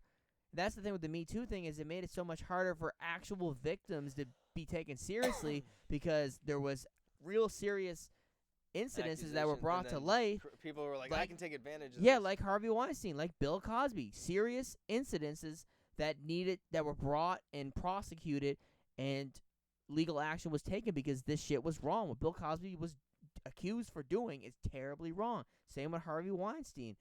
Powerful people trying to take advantage of their power to get fucking selfish sexual pleasures fucking executed on their end. But it's like, then people were like, oh, it became a trend. And that's the thing with a lot of stuff on social media and a lot of stuff when it comes to just different controversial news articles people get behind it, is like they care less about the actual problem and they care more about just people not calling them out for not saying something about it or sharing that article or whatever. It's like a sense of community. It's like, oh yeah, I hate that thing too, or cancel that person. I agree. Yeah, don't fucking call me out for not doing that because I'm too insecure to have a conflicting opinion. But like, just. But that's the thing with the Me Too thing. I remember there was like the Aziz Ansari girl that came out and saying like, oh, it was basically a bad date. Yeah, it was like, so this is he not was trying to hook up with me and I didn't like it. But I still went ahead with it and said I wanted to do it. But in my head, I was like, listen, man, you gotta verbally tell someone like not everybody is on the same wavelength. Like if he's not like fucking stopping you from leaving. Yeah, and you didn't leave. It was a bad date, and they wrote a fucking article, and there's a reason why he didn't really get canceled. He came out with a stand-up special the next year. He has a third season of his show, because Master of None. Well, in that situation, and that's the problem, because now it gets to a point where if there's it's like the boy who cries wolf or whatever. It's like when there's real shit that happens, people are like, oh yeah, we hear about this every day. People are trying to take advantage of successful people to just accuse them and get them canceled and maybe get a little payday. But you're taking away from the people who are actually victimized, and it just becomes such a gray area. Like, and like it's just so. Like we were talking about this earlier on Facebook, less you, I guess. But like I feel like if you make an accusation like that, and not just because there's certain situations where like you could have been taken advantage of, and it's not proven. So I don't think that if something isn't proven, that legal action should be taken against you. But if it's proven that you were trying to take advantage of somebody or get them in trouble for something that they didn't do, making an accusation that they did something like that to you, and it's discovered that actually you're doing this to hurt that person, you should serve serious fucking time. Like, even if you're trying to put me behind bars for like a year, just because you want to and you want to make an accusation, you want to or extort money. It's crazy that like you could literally make that up. You should be like hit with like 5 times the amount of time or fine for making a false accusation. If you make that's insane. if you make an accusation and it goes to court and the person you're accusing is facing these charges, and they're capable of proving that you made that accusation up, or there's not enough valid, credible sources to support your accusation, the accuser, Well, if they definitely well, made that's it what I'm up, saying. they should face some yeah. kind of If- fucking if it's consequences, because for that's sure that they're crazy. just You trying can't to just get away extort with you. that shit. If it doesn't work, then you're fine. Go back home. Go back to your life. Well, No, you there's going to be put that cases person through where hell. it happened, but it can't be proven. Yeah. So you Well, can't, of you course. can't, you have to Yeah. draw the line somewhere, and that's what I was saying. Like, if it's discovered that you have purposely tried to put this person in jail or extort them out of money, like, there should be a much more severe punishment for that, because that's what I feel like It was the like the problem Kevin was with Hart the shit a couple Me Too years ago. movement. Was it was like, you know, believe all women. It was like, that's fucked up. You know what I mean? 100%. Believe all men. Dude, yeah, like, believe all men. How did, what? I didn't do it. Yeah. Yeah, Well, exactly. You don't can't- believe all women. that was being said. You're going to tell me every woman is just Make an always telling the accusation? truth, bro. Yeah, I You're believe it. fine. And I understand I understand the original message behind that. I movement? get where it's I coming get from. it. It's like, but, don't let these powerful, that's kind of gross. narcissistic, disgusting men Take try to advantage of take you. advantage of aspiring females that are trying to do something for And it was themselves to by inspire people requesting to call that sexual out favors. when it happens, but when don't you say believe when you make a all. movement out of something like that, like that's Crazy. fucking dangerous language. Any race, any fucking sexual orientation, any gender, there's good people and there's bad people. Just because you identify as one particular thing doesn't exempt you from being just capable of not being called out on for anything. It's like Mark Norman joke. He was like, "Oh, did you hear what Mark said?"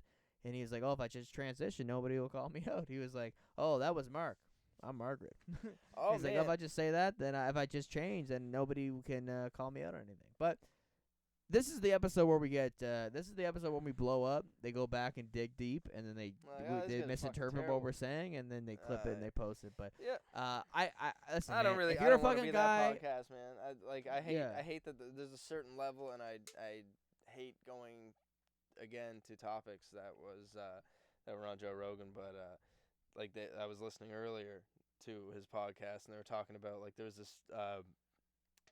Well, there used to be tons of like lesbian bars in the United States, and apparently there's only like 9 or 10 left, because like being like gender fluid or whatever has dominated so hard that like being a lesbian is almost like bad now. And there's like a festival where it was a lesbian festival, and then men who wanted to be women were showing up, but they were like, no, this is so like chicks with vaginas can hook up with each other. Yeah. And then there was backlash on the lesbian festival because they weren't inviting the trans guys. the trans women with the dicks. as women. They're like, we're not trying to have dicks at this festival. It's about women with vaginas. And now lesbians are bad. That's literally because that's when the wokeness backfires, bro. yeah, dude. It's like, so damn, you can bro. be trans can be so normalized that dude. fucking you can't even be gay anymore. It's hard to wrap my head around, dude. I Yeah. was like, and I think it's difficult for a majority of the general I don't care who population to anybody's understand. fucking. I don't care who you have sex with, who you're interested in, what you identify as, but it's like you can't expect just the way that people operate. You can't expect for everybody to just you're up to speed with the pronouns and the identities and everything Not that's everybody super is progressive. not responsible for People have lives, bro. Yeah, like if We're not looking at this shit all day. Like, I saw this video of Lizzo going into a restaurant, and they're asking her a question about Demi Lovato, and the account that posted, they were like, "Yeah, Lizzo, you tell them." And they were like, "Oh, Demi Lovato, like, what do you think about how she?" And she was like, "They." And, like, the reporters literally did not, they were, like, just not even, they weren't even crediting, they weren't even wondering why she keeps saying they. They're just like, blah, blah, blah, what? And they're like, oh, they keep asking the question. She keeps going, they. And then they ask the question again, and because Demi Lovato I don't know if she thinks, but she identifies I as think she just recently came out as, like, whatever. a dude, or like, No, like non-binary or whatever the fuck. I don't know. Undecided gender. she's just like, I'll be this today, this tomorrow, whatever. Do you? But Lizzo was like, I feel like a lot of people in the comments are like, yeah, queen, you tell them it's they. It's like, dude, if I had to really, if I had to try to that would be so time consuming. Be like, what do they identify as? What do they like? Dude, Demi Lovato, for the entire period of time that the media has been familiar with her, she looks like a girl. She was born a girl. They call her she. You know? Probably has a vagina. Has a vagina. Like, we don't even have to speculate it. Yeah. She got a vagina. So, they call her she all her life. They report on a lot of other people. They have families. They got friends. They're probably not like, it's gonna take a long time for that type of responsibility as a person to think about someone's pronouns. I don't think that you should be responsible. Like, it's like, oh, the world revolves around me. You know what they refer to me as? Like why should I approach a person? You gotta tell me without if you want me to expecting call me to know. you something, tell me. You know what I mean? And this same point was made, like if on Joe Rogan, if you're a chick or if you're a dude that wants to be, or you were a man and you decide now that you're a woman and you make a real good appearance as a woman, people are probably going to call you a woman. If you have like short hair and a dick and you just walk into the women's bathroom, like it's not the same thing. It's like, come on, man. You got to realize that the entire population is not going to be so quick to just get on board with understanding this, because this is how shit has been for for centuries. Like, it's just like, this is what it's been like. Like, if I can't look at you and assume that you're a man when you say that you're a woman, I can't look at you as somebody that appears to be a man and assume that you're a woman either. And you could just kind of be mad at me because I don't care to think about that, because I'm a man that is a man and has always been a man, and I got a dick and I've always had one, and I don't even think about that. Like, that's so insane that to take that responsibility and put it on other people, like to just to make yourself happy. Like, you can't be displeased because somebody isn't preemptively like, what does this person define themselves as? Yeah, let me start mind reading. I look at you as a fellow heterosexual male, and I don't think, but what is it? I identify as a woman today. Like, I could do that. You can. I could do that. And you could demand people call you that. You're like, hey, dude, what? What did you just call me, dude? You didn't think about the fact that I might identify as a woman? It's like, I'm not even saying it's wrong to think like that. I'm saying that you can't It's expect not wrong to other identify as people anything, but to it's think wrong. It's about wrong that. to be mad at somebody because they can't read your brain. Well, exactly. So it's just like, you can't just decide one day that you'll be able to walk around and expect people to consider how they refer to you before they talk to you, because that is just not how people were raised that are older than our current generation. That it's just kind of getting hip to this shit. It's going to take a long time. I don't think that should ever be a thing. That's really insane. It's just like, it's too hard. We don't have the time. People have other problems they have to deal with. They have financial issues and health issues and all this stuff. You like, don't hear about these You gotta, like, conversations. before you have a conversation, figure out what everybody's pronouns are, and you're like, what do you identify as, bro? Well, on Instagram now, it gives you the option, like, location, bio, username, what's your name, email, pronouns. So you'll go on I'll see dudes who I know are straight men, or girls that I know are straight girl. Like, they don't. There's nothing that requires them to even tell you that. Like, yeah, no shit, you're a dude. You're he, him.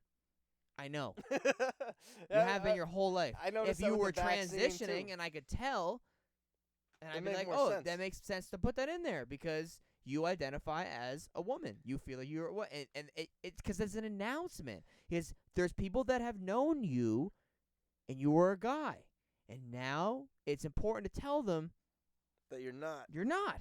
But I was a guy to everyone who has met me my whole life, and I still am. So I don't need to tell you that, because you know. But because of that, I feel like it's unreasonable, because there's going to be way. I'm just generally speaking, there's going to typically be like more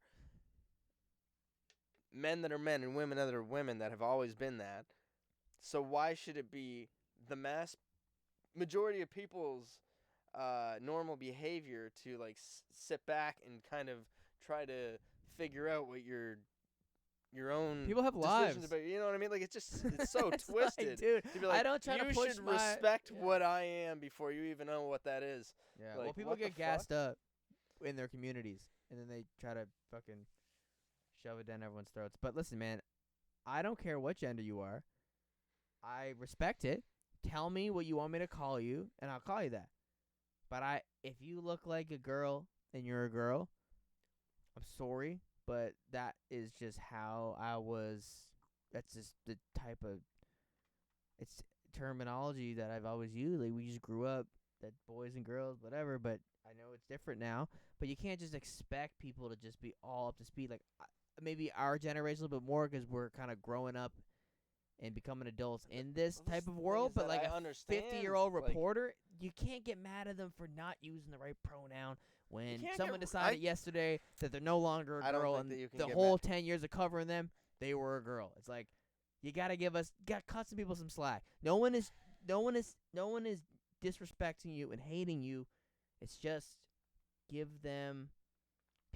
This is a new cultural phenomenon, not phenomenon or whatever you want to call it. Lack of better word, I use phenomenon, but like it's new.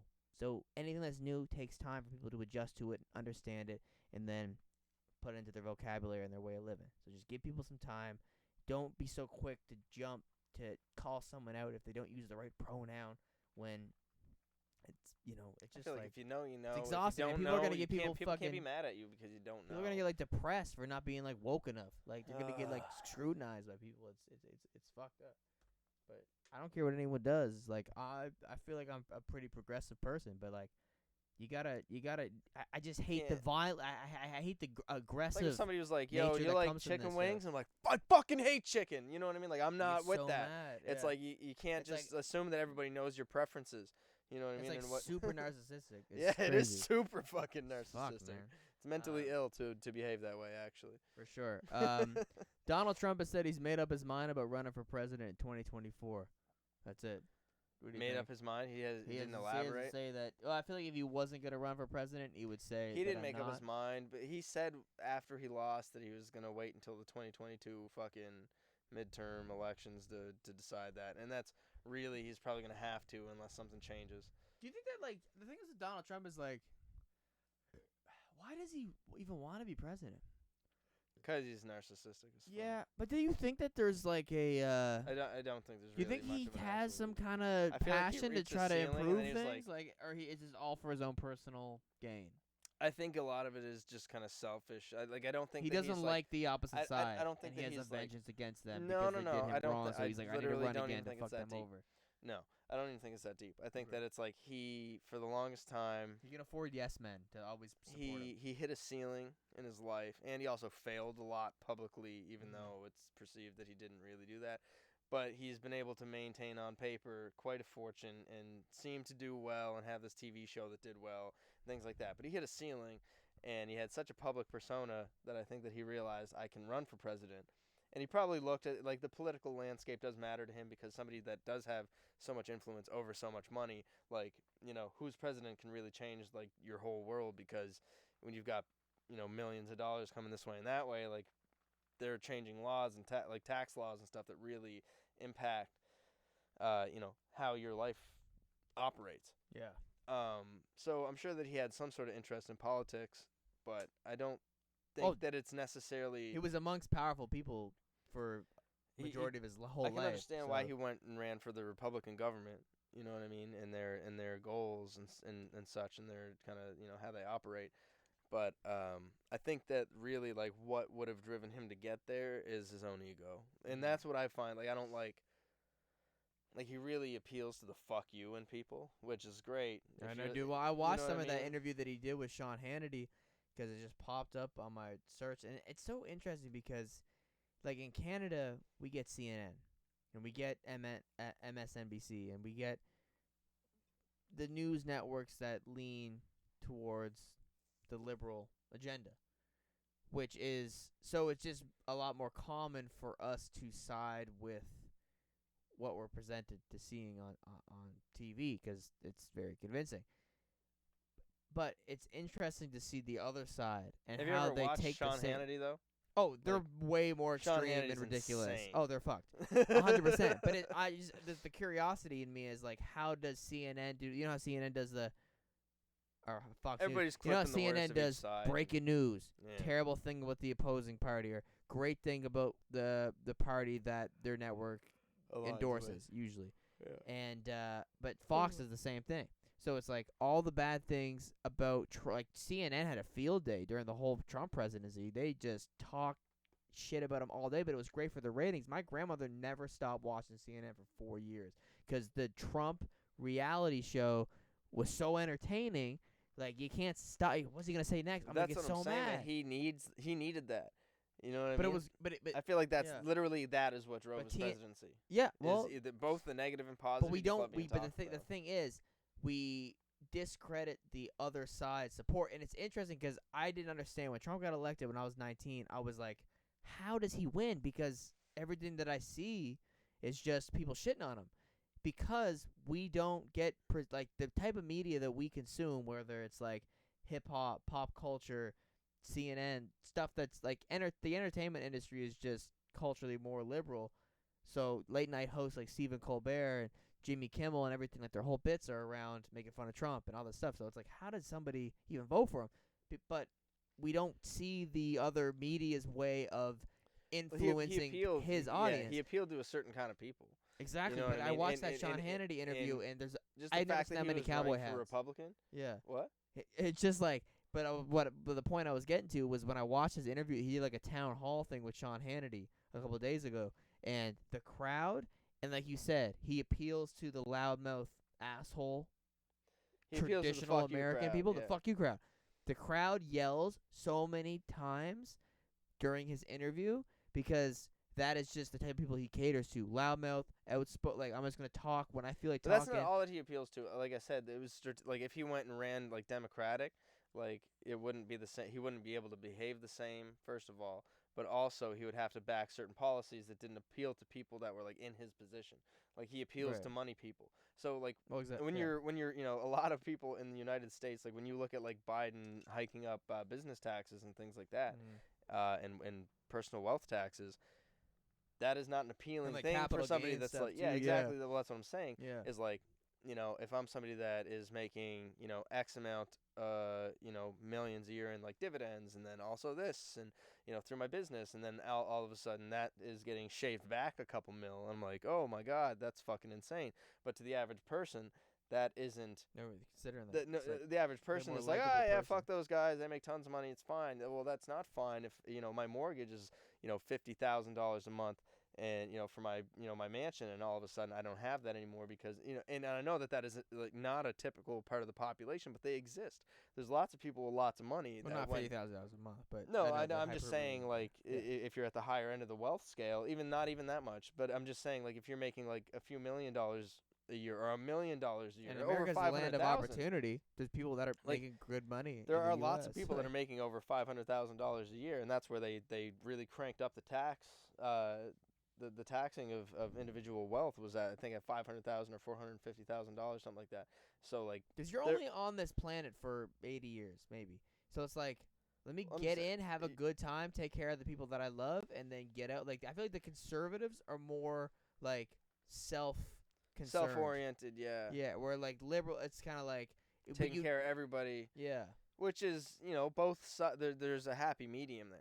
Mm-hmm. I don't think that you can be one way or the other. I think that I think really if you're one way or the other, you're not open-minded. You're not thinking about like, it but that's the thing with both of the media outlets, and that's my problem. And that's why I think Joe Rogan is so popular, because he has figured out a way to become the. Well, he's just not one way or the other. He's just a guy that people. He just has opinions great that guests make sense from both sides, a lot of people. and then also like entertainers or whatever. But well, it's like not. If you're right wing, you automatically have to be like anti fucking abortion. You can't.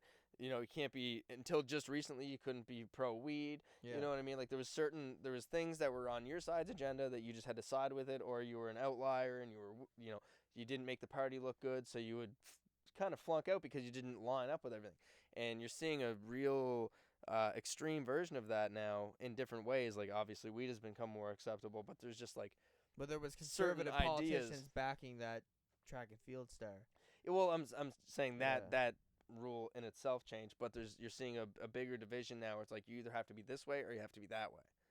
But there's a lot more people that aren't really just this way or that way, but everybody that's either slightly on this side, all the way on this side, or slightly on that side and all the way on that side are really focused on the outliers, like Yeah. the crazies on each side. They're like, holy shit, look what's going on over there. Well, that's or what what's going both on over sides there. likes to expose from But each other. but I think But I there's think the way more majority of people people in the fall middle. in the Yeah. middle of that, and they're like, Yeah. but we're reasonable people. Like, I don't want to get taxed a crazy amount of money, but I want, everybody that's fucking got a different color skin than me to have rights, and everybody, should have rights to their own body and fucking be able to smoke some weed. You know what I mean? Like, and that's the problem, because there could probably be a lot of conservative policies that the average person could get on board with, but then they're like, it's blocked out by they have to abortion is vote wrong. anti-abortion. Yeah, It's like that's what I'm saying. There's this division that's growing and growing between each side, and I feel like there's gonna be like fucking war, man.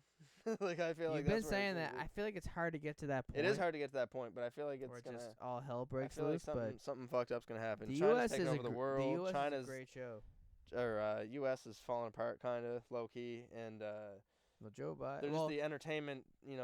They're the main entertainment platform of the world, but like industry-wise, they're not doing anywhere near the numbers. China's gonna crush America in the next like 10 years. We gotta be getting cameos, and we gotta get some Bollywood actors on the show via But Zoom. I But don't know. America is falling off the front of the world, and it's kind of crazy. who knows, man? 500 years from now, people It's could collapse. be like, "Yo, people could be like, there was a time where the U.S. was the leading country in the world." People are like, "That's crazy." You can say that right now. country's fucked. Yeah. You can literally Well, say exactly. Well, China runs. If you look at but China's economy like 15 years ago and America's economy 15 years ago, like they the only acceleration, opened up to the world in like the 80s. dude, the acceleration of growth, America is nowhere near the U.S. Sorry, America isn't anywhere near China. Yeah. Like, China is going, and America's just kind of fizzling out at the top of its growth. We'll see what happens over the next decade or so. But what I was actually gonna say here too, we were talking about Joe Rogan and Fox News and stuff. When I watched, just out of curiosity, because I was just looking into topics and stuff for tonight, but I watched I feel like Fox News actually, for two different reasons, because when Joe Rogan endorsed Bernie Sanders, they ran with, I don't know if it was CNN actually, because I think he endorsed Bernie Sanders obviously for when he was running against Joe Biden for the Democratic nominee, and CNN ran clips of Joe Rogan saying very controversial things on his podcast, which is crazy. You can't take any clip. He literally he has a guest on, talks for 3 hours. You think everything that he says is even comparable to someone who is on a major media network on the news with a teleprompter they're reading off of, and everything has been well thought of? It's not a polished statement. Like, that's the thing. You're making your point as a news anchor on TV, criticizing Joe Rogan on a podcast where it's open floor. You could freely express your thoughts. Is the whole appeal of it. You can't do that because your job is completely different from his. His job is to have actual organic conversations. Your job is to read off something and fucking deliver the news as it's presented to you, where you don't necessarily get as much free space to, express your opinion. But aside from that, because I'm actually pretty sure it was like CNN that was like talking shit about him when he was endorsing Bernie Sanders, because there was always this fucking Joe Biden agenda. But it's interesting, like Fox News will take certain things that Joe Rogan says on his podcast as like anti-Biden or whatever, and they clip it, and they're like, Joe Rogan, popular podcaster, said this on his podcast, and he's like, I don't think that we have a true leader right now because Joe Biden is in like cognitive decline and he probably has dementia, and they got to do this. Both of them are. It's Well, Trump but that's Biden. that's what but then they clip it, and then they have someone come on. They're like, well, why doesn't? Because they made Trump do some kind of mental. I remember when this happened, they made him do like this assessment to make sure that he was qualified to be able to be in office, and he passed all of his tests and he's stuff. like, if I blew that, I aced that test, and it's like literally just make Trump sure you is have the like a minimum, mental illness, where Biden is like he might actually have. He's like slipping into dementia. Exactly. And Trump is like a insane person, psychotic person. Like the same type of tendencies that would have made Trump questionable at 70, he still had when he was 40. Yeah. Like it's more of who he is as a person, and less to do with who Biden is as a person. But Trump shit self-inflicted. I don't think Biden shit is like just age. But yeah. Well, I think Trump's like that too. He's not probably sane. a little bit. But what I think is like, it's crazy that this is even something that people argue about. Like, well, our last president had to do a mental assessment check. Why our new one definitely needs that. It's like, why that seems like the most exhausting job in the world to run a country, and to be on the fucking, I don't even care what anyone says, even if they have a ton of people delegating different things for them. The travel schedule. My grandfather is 74 or 5, and he just retired 2 years ago. And I'm starting to see, he's like, oh, he's kind of getting old. Joe Biden is the president. This is the most draining job that he probably ever had in his whole life. And it's definitely he's doing it at the age that people have he's doing it at an age where people at that age, the normal American, probably retired like 10 years ago. It's crazy. Why isn't it more normalized to have leaders of countries and people in those positions to be like in their mid-40s? Like Justin Trudeau is what, 40, 45?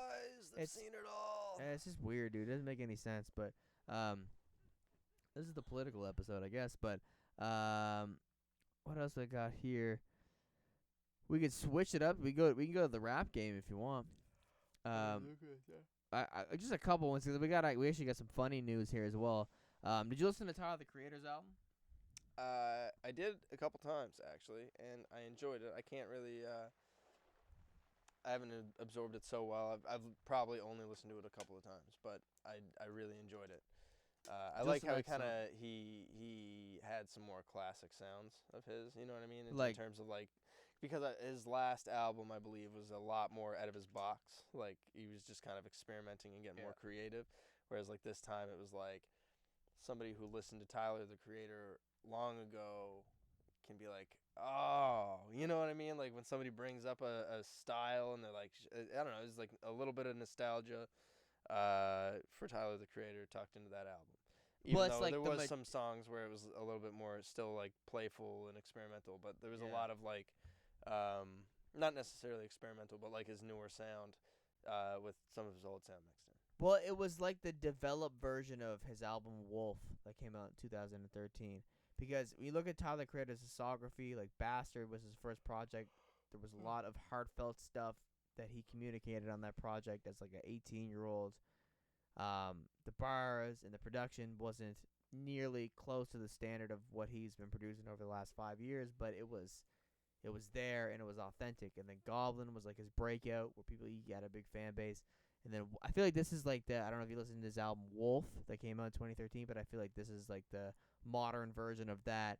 But I just feel like Tyler, I love the fact that he decided to go, because it seemed like he was drifting further and further from his appeal that made people like him so much when he first came out, that this album was like a return back to his roots. And when I say his roots, I don't necessarily mean him being, offensive and derogatory in his lyrics to troll people, which was what really got him a lot of attention from the general audience back in like in 2010 when he wasn't even allowed to go perform in like New Zealand or some shit like that. It's like he did a complete 180 of an artist, because the type of people that hated him in 2012 became fans of him in 2017 because, is he gay? Is he whatever? And it's just like, but his music, inevitably, regardless of his personal whatever, became a lot better. And he was nominated for a Grammy for Flower Boy. He won the Grammy for Best Hip Hop Album with Igor, which wasn't even necessarily a hip hop album. When he did a speech after winning the Grammy, he basically said, like, it's unfortunate that I have to be categorized in the urban category just because I'm a black artist that's making music that doesn't necessarily not making music that's easy for people who define what category it fits into. They just say, oh, it's hip hop. But that was not a hip hop album. Igor was critically his most successful album. Like the Needle Drop, Anthony Fantano gave it like a 9. Well, and like all this stuff, and it's an amazing album. But that wasn't the Tyler the Creator that I became a fan of. Is it great music? Yes, but I love the type of music he's making on the Call Me If You Get Lost project, because he is just I love how, like, a lot of rappers, obviously, they'll flex and they'll brag about how much money they have, what car they're driving, what girls they're with. Tyler will brag about those things to a degree, but it's definitely well earned because he has proven himself and shown his growth over the last decade. But he also brags about how many different hats he wears as a creative, which I can respect. He writes his songs, he raps, he does the genre blending music, he produces, he directs his videos, he has a clothing line. He has one of the most there's a skit called Bless, and he just talks about like, oh, I have this music festival, one of the best music festivals. The clothing line's doing well. My fragrance is doing well. I'm directing commercials. I'm working on scripts for a movie. Music. It's just like I love that he is just so. He doesn't he references in his songs like I don't get anxiety. I just fucking make my shit, and I love him talking shit about. I like when someone talks and brags about their product that they made, not the byproduct from the product. Like, oh, look at my chain that I got from my hit song. He's like, no, look at this song I produced. And that's what I really like. I feel like Tyler, as he evolves, he just has found a better way. And I think Anthony Fantano said this in his review of the song, is like, or the album, over the years, he's become less concerned with the outside opinion of him, so he doesn't address that in his songs. He just has become more focused on becoming better growth as a musician. So, and for me, as far as any album that's came out in 2021, that's my favorite one because it's like the generation that we really started listening a little bit closer to hip hop. He was someone who was the face of that, like the Mac Miller, Kendrick, Ab-Soul, Frank Ocean, fucking Childish Gambino, Danny Brown, Action Bronson, like people like that. That's the era. Joey Badass. Like when we were started making music and you're doing the covers, and we're doing our thing, like in the traditional playlist that we would have at the time, these people would be in there, and it's hard to come across that same feeling now with new music that we got then because Mac Miller's dead, Kendrick doesn't drop, Ab-Soul doesn't drop, Childish Gambino doesn't rap. You can listen to Action Bronson for a couple days and it's just like, all right, it's Action Bronson. You know, I just doesn't hit like that. But that Tyler the Creator album, I swear I listened for like a week. So yeah, it was very different. I didn't listen to it that much because I don't know what I like got on a kick of listening to it for a few days. I don't know what changed that, but because typically I will listen to something a lot. But know what else? I was actually thinking about that album earlier, and then I realized I was like, I don't know what song I was listening to at work, but I was like, oh yeah, J. Cole dropped an album this year that was like good. It's really good. But I remembered a song, Costa Rica.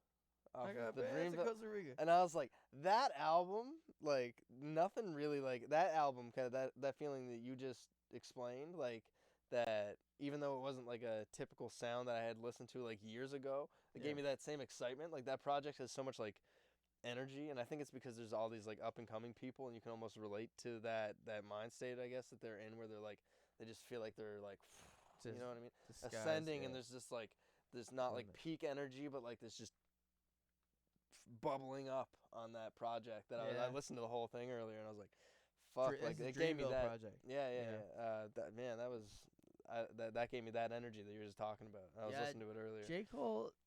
Cole's always. And his album was sick, but it was like compared to this thing, like I can remember every song off this that project. Well, like, actually, you should go listen to the song. I just love songs that kind of test the waters more than others. There's a song on Tyler's new album called Wilshire, and it's 8 minutes long, and he takes you into this very strange situation where he's like basically talking about he meets this girl and they hang out all night, and then she drops the bomb on him at the end of the night that she has a boyfriend, and her boyfriend is a friend of his, but he just feels a connection with her so much that he's like trying to justify continuing to talk to this girl and like hanging out with her while he's like third wheeling with her and her boyfriend, and then they go out and smoke a joint at the movies, and he's like, now he's like, oh, this guy never answers me, and blah blah blah. And then I actually saw some kind of conspiracy theory on Twitter that like the guy, and it basically the whole, it's an 8-minute song, and he talks about how she spends a week with him, and he's just like, it's really cool. It's just crazy to listen to, but and I feel like Tyler always kind of has these songs about like very taboo topics that are like kind of uncomfortable, like you just certain things that he's just like. And I feel like he might be like the type of guy that just like loves, like he just has proven to himself time after time that he's just so good at shit that he's just like, oh, if I like this girl or dude, he's just gonna be like, I don't care if my friend dates them. It's me. And He if probably just pulled through anyway. I mean, he's Bill Cosby. no, that's what I was thinking. Maybe Tyler's Tyler the Creator, Bill Cosby. We'll clip this and make it the title. But yeah, but it's interesting because it's a really good song. But then I saw a clip where and there's a line in that song. He was like, it's like him talking to the girl, and he's like, well, he never even hits me back when I hit him up anyway, like talking about her boyfriend. And there was he did like these small cap shows in New York and stuff over the last week where he performs a new album. He actually just put a video of one of the shows on his YouTube channel. It's like 50 minutes long. And I think it's during that one he like says like, oh, he's playing one of the new songs. And there's like a gap, there's no verse on. And he's like, Rocky was supposed to be on this, but that guy didn't talk to me for like 6 months. So I was like, I wonder if Tyler the Creator was out here fucking ASAP Rocky's girl, and he was not a fan of that. And like, I don't know. I thought of that. Is Tyler the Creator fucking Rihanna? Maybe, bro. Whoa. But then I saw this picture on Twitter. Someone like there was like a big tweet, and people were like, "Oh, that's the girl he's talking about." People were like, "How you know?" Somebody else? Yeah, it was just some random black chick. But then people were like, "Oh, that girl was dating the guy who Tyler made the Igor album about."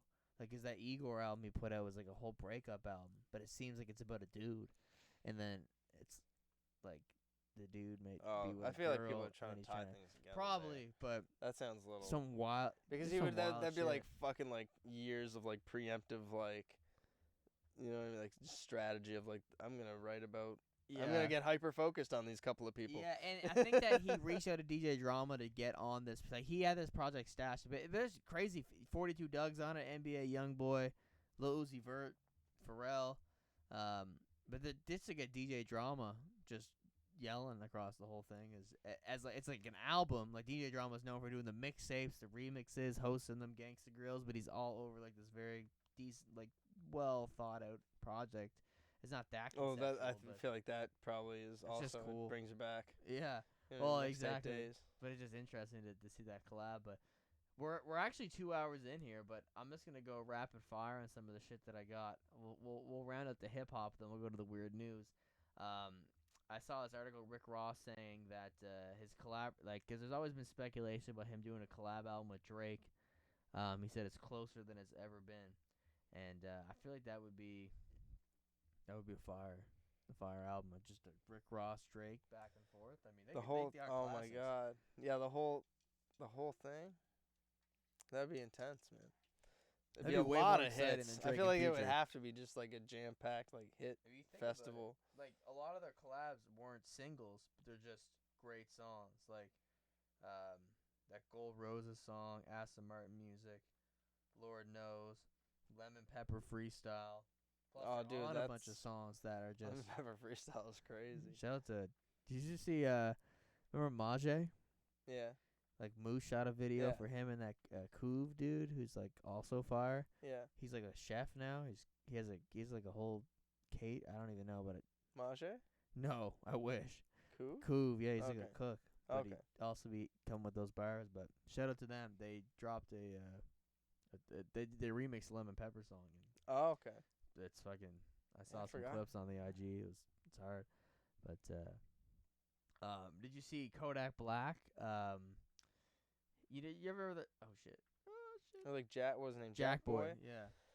I Jack Boy's fire. I never had got a big good Jack Boy phase. explanation from Instagram on what was happening there.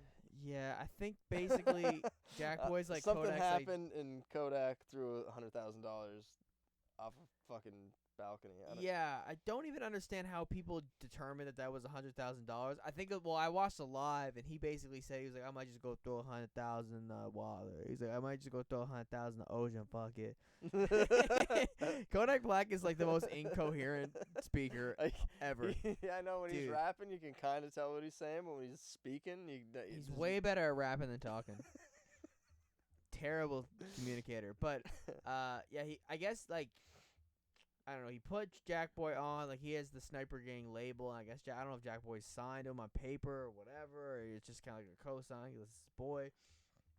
I think I like Jack Boy's music Like, there's more Jack Boy songs I think I like than Kodak songs in the last.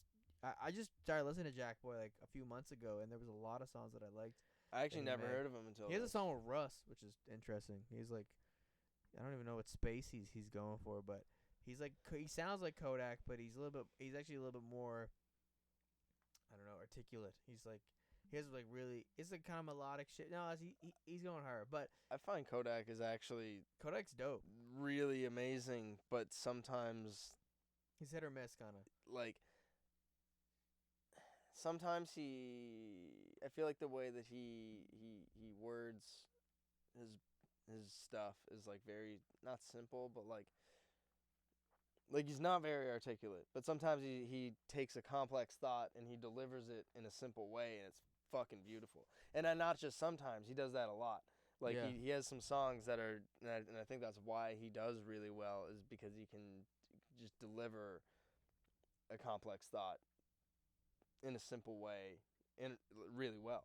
Some Yeah. people aren't really great at that. I find actually that's really what makes Drake really good, is sometimes, or most of the time, he's just delivering a thought that everybody can understand, that's a complex thought in a very simple manner. But that's the same thing that gets Kodak off. Yeah. Well, Drake is, I think, Obviously, a it's much not the same more thing. intelligent person, but I'm not even like Kodak Black is a smart person, I think, and I think that his heart is in the right place, but like his loyalty to certain people gets him in trouble, and he seems like he sometimes impulsively reacts to things. And what his whole issue, I guess, I don't even know. Like, he was on Instagram Live and basically just saying that like I think he feels like he did not get as much in return for the success of Jack Boy, for him like putting him on songs and co-signing him. And I was listening to academics react to Kodak's Live talking about it, and he was saying even like when Kodak was in jail, when Jack Boy would put out new music videos, like people from Kodak's team would be DMing academics like, yo, go share Jack Boy's new music video on your page and all this stuff. So like Kodak made it a priority for his team to go hard for Jack Boy, who I think they might have been friends prior to even them doing music or whatever, or maybe they became friends along the way in Florida. But I think that Kodak felt like he didn't get as much acknowledgement from Jack Boy that he was thinking that he deserved. Yeah. That I guess like when Kodak was in jail, he was always saying free Kodak, whatever. But I guess he like made an Instagram story, was like finally made $1 million off of Jack, because I think Jack Boy signed to like a major label or something like that. I don't know if and there's Kodak like a wasn't involved. finder's Fee that you could receive for it, or if he had actual legal paperwork with him that say that every 100,000 Jack Boy makes off shows or whatever, he's probably not getting that for shows. You get a but percentage, yeah. But nonetheless, I think he just went and he was like, "Fuck it, it's not about money to me. It's about loyalty. I'll just go on a boat right now and throw 100,000 in the water just to show that." But I don't really feel like he actually threw $100,000 in the water, because the video that was uploaded was like he threw a decent amount of money, but I think people just kind of ran with that because it's a catchier headline, and he said that he was gonna do that. But if he did do that, that's some dumbass shit. Like the amount of people, you could have just donated that money. But then he was back out in his neighborhood a couple of days later giving out air conditioning to like people. So that obviously they were like, Kodak, you fucked up by throwing a bunch of money in the water, you idiot. Yeah, that was like every give comment them I air saw conditioning. about that Yeah, was like, that's not that money respectable could at have all. went like I don't know so many different places, but no, it definitely wasn't $100,000, because no, that's maybe a couple thousand, but still, yeah, that's going absolutely nowhere. You're throwing it in the fucking water. At least go in the street and throw it so people who need that money can pick it up and pay their rent or get some groceries or something. Don't throw it in the fuck, like literally that, like I could not think of a more useless way to brag about how little money actually it's mean illegal to you. Technically. Yeah, that's crazy. And he's probably on parole still, so I mean, if somebody fucking some asshole wanted to put him down, I'm pretty sure defacing money is a crime. Trump pardoned him, so. Yeah, you go. Oh, maybe he is fully like pardoned, and can he like get retried for shit now? Like, is he on parole? I don't think. I don't know. Great. No, I'm pretty sure. That kind of he had another case against it, but the charges were dropped afterwards or something. They came to agreement outside of it. But did you hear? There's a song. I don't know if you're familiar with the artist Division. He signed to Drake, it's OVO, yeah. But he had a song drop on Friday with Ty Dolla $ign and Mac Miller. It's a Mac Miller verse on. What? Yeah. Oh. It's okay. So alright. It's just like a. Okay, Mac verse or like the song in general? The song is good and the Mac verse is good, but it's like, I think we should we will appreciate. It sounds like it was something that was made during his swimming, obviously, because he died shortly after swimming drop. But like, sounds like the type of feel that he was going for on his swimming project. Yeah, he was probably in the zone. You know what? I kind of feel gross like listening to anything that came out after like someone's death, and I know that I shouldn't because like you appreciate that, but I'm like more like posthumous albums. That were like if it was something that was already planned and I know that, I feel like more comfortable than like if like what if he did that verse and then they completely changed the song, restructured everything. He had nothing to do with it at all, but it's like, oh, I still got that Mac Miller verse. I got this beat that works. Like, let's drop it in there. Whatever. No deceased rapper's estate has handled the public perception of the artist and the music that comes out better than Mac Miller. Like, well, I feel like it's Mac very Miller, tight to his family. Well, exactly, and it's just they have a good grip on that shit. And like, yes, Circles came out, and that was an album that was Grammy nominated album after he died, but it was a concept project that he was near completion with when he was still alive. So it's like a couple that's finished what I'm saying. touches. This is They're not taking Mac Miller versus out of thin air and placing them on shit. Like, No. definitely the Pop Smoke. Pop Smoke is on fucking movie soundtracks that are coming out right now. Like, it's how many? Because they're literally just everybody's leeching off of. I feel like he only recorded so many fucking songs. Like, there must be very few. He's probably Pop got like Smoke a million verses. Like, I'm sure that you have fucking 10 times the verses recorded than anybody's ever seen. You know what I mean, or heard. Yeah.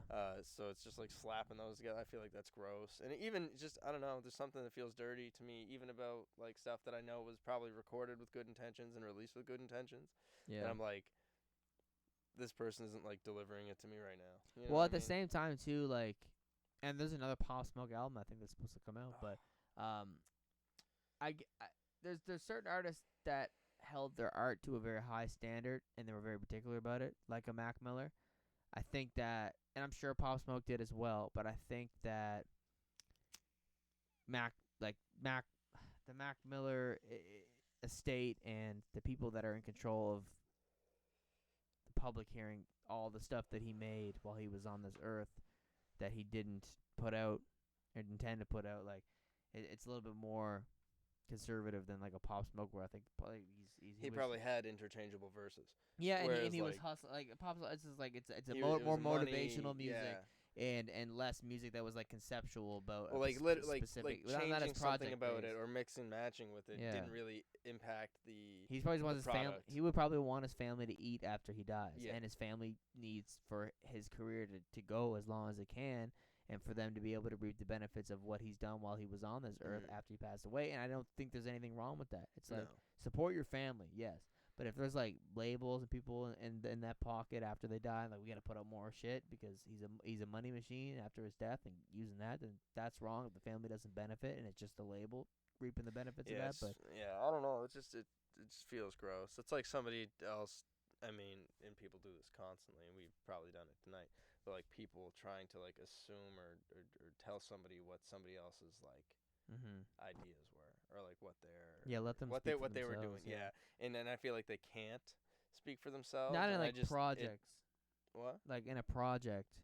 Like and that's why like it's different. Certain times it's different where like this project existed already or there was close to completion and then it just gets touched up and finished rather than like here's all these songs that were recorded, they kind of have a similar feel, let's slap something together and boom, like that is gross. And but like even I don't know, it all kind of feels odd to me. Like I don't like to hear if somebody's like, it's if I listen to like an Elvis song, I probably wouldn't have that same reaction. But like you were introduced to Elvis. Like I remember there was Spotify singles that dropped like not that long after Mac Miller died, and I didn't listen to them for. Actually, I think one of them I never listened to. Well, the and nature one of them of I Mac listened Miller's to once, music, and I felt gross, and I didn't want to listen to it. Yeah, the nature of Mac Miller's music makes his death a little bit more uncomfortable when you think about his death and what made him die, and then hearing him be vulnerable and honest in his music about certain demons that he was battling. Yeah.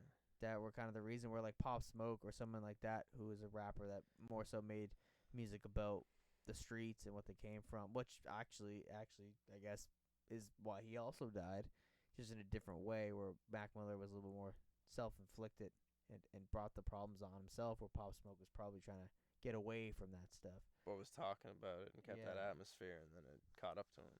Yeah, exactly. But yeah, the new Mac Miller verse on that song is pretty dope. You want to just jump to number 1 from Odd News? Yeah, let's do a quick little odd news segment here as well. So we got a couple here. Odd news, article number 1. There was a kitten born without butthole gets one grafted in surgery. How do you get your butthole grafted? Because like I know some people get like a skin graft, and they'll take like a piece of skin off your leg and put it somewhere.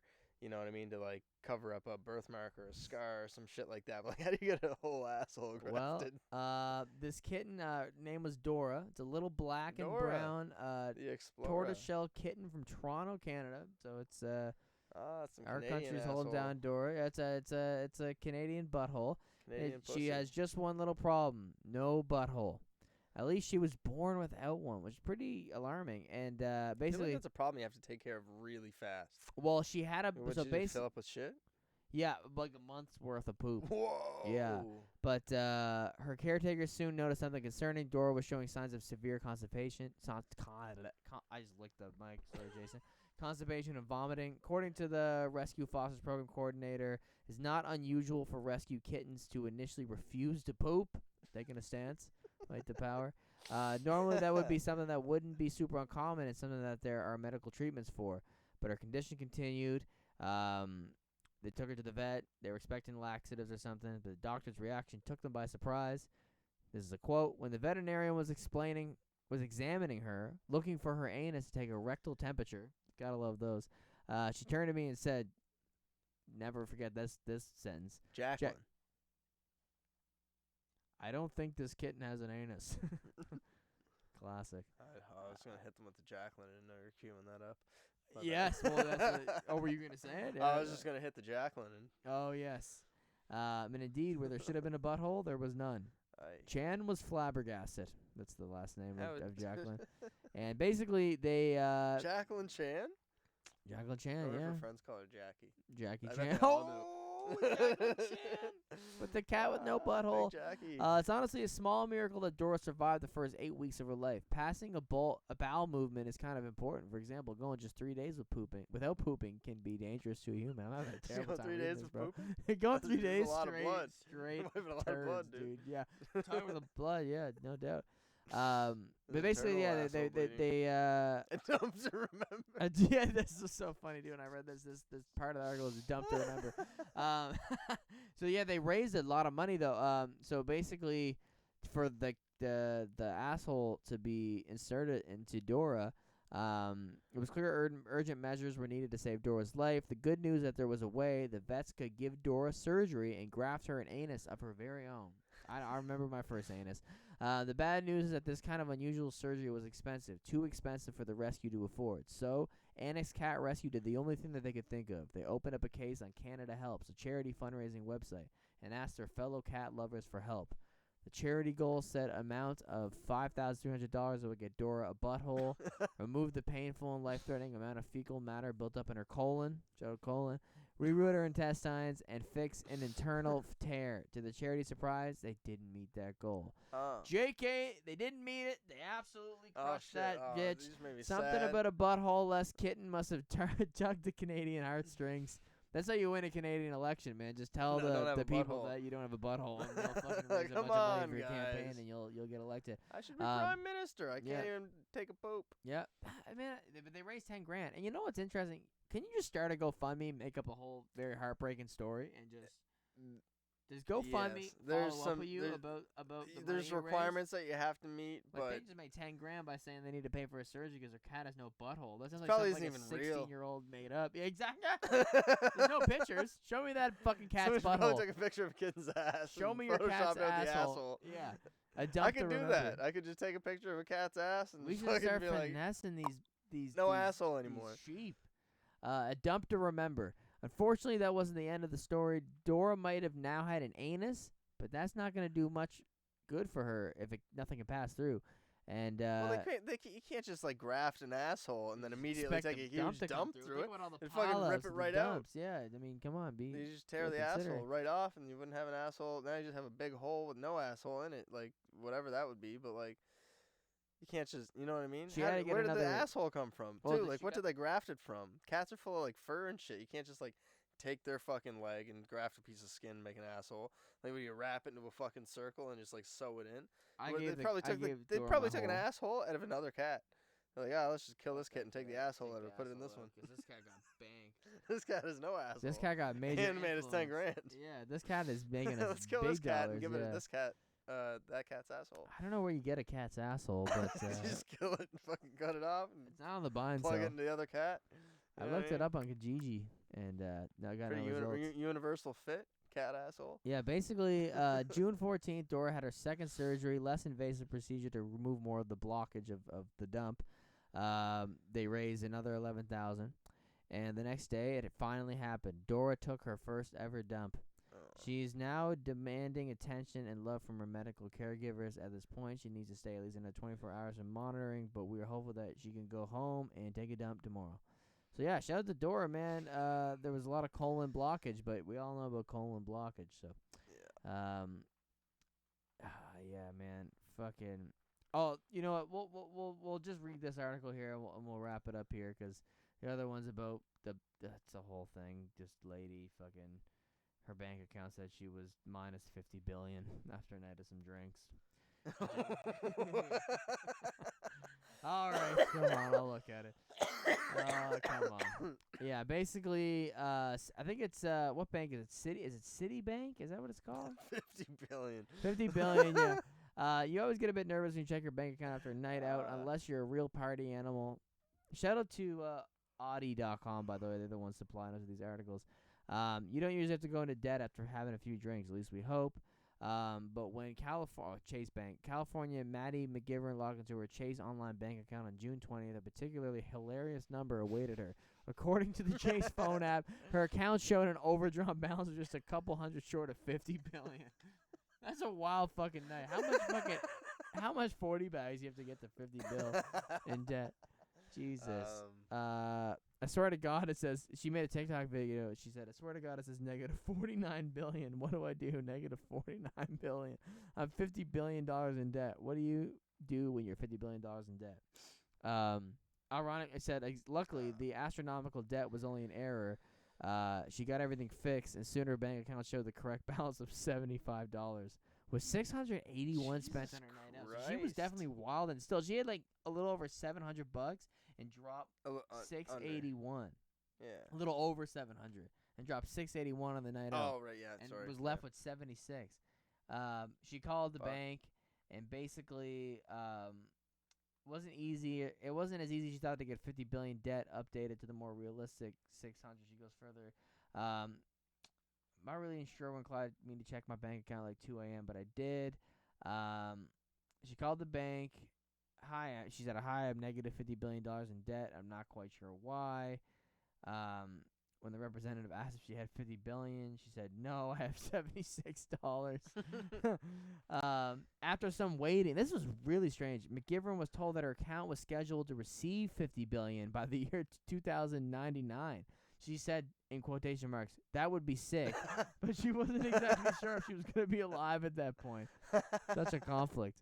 The issue couldn't be resolved over the phone. The representative asked McGivern to come to the branch the following day. After that, though, she luckily got her account updated. Fix your shit. She said, I will say it's a scary as shit way to grab someone's attention. Clearly, they do that to grab your attention because they want you to fix your shit. But it's fixed. What does that even mean? They're like, get more money, bitch. We're taking $50 billion. You spent $681 on drinks. Like, fix your shit. Negative $50 billion. Bank can just. That's why the rise of cryptocurrency is so important. Here's like negative 5,000 times the amount of money that most people make in their entire life. Yeah, like go fuck yourself. Go fuck yourself, bitch. Don't be blowing $700 in one night when you got $75 Fuck you. You know what?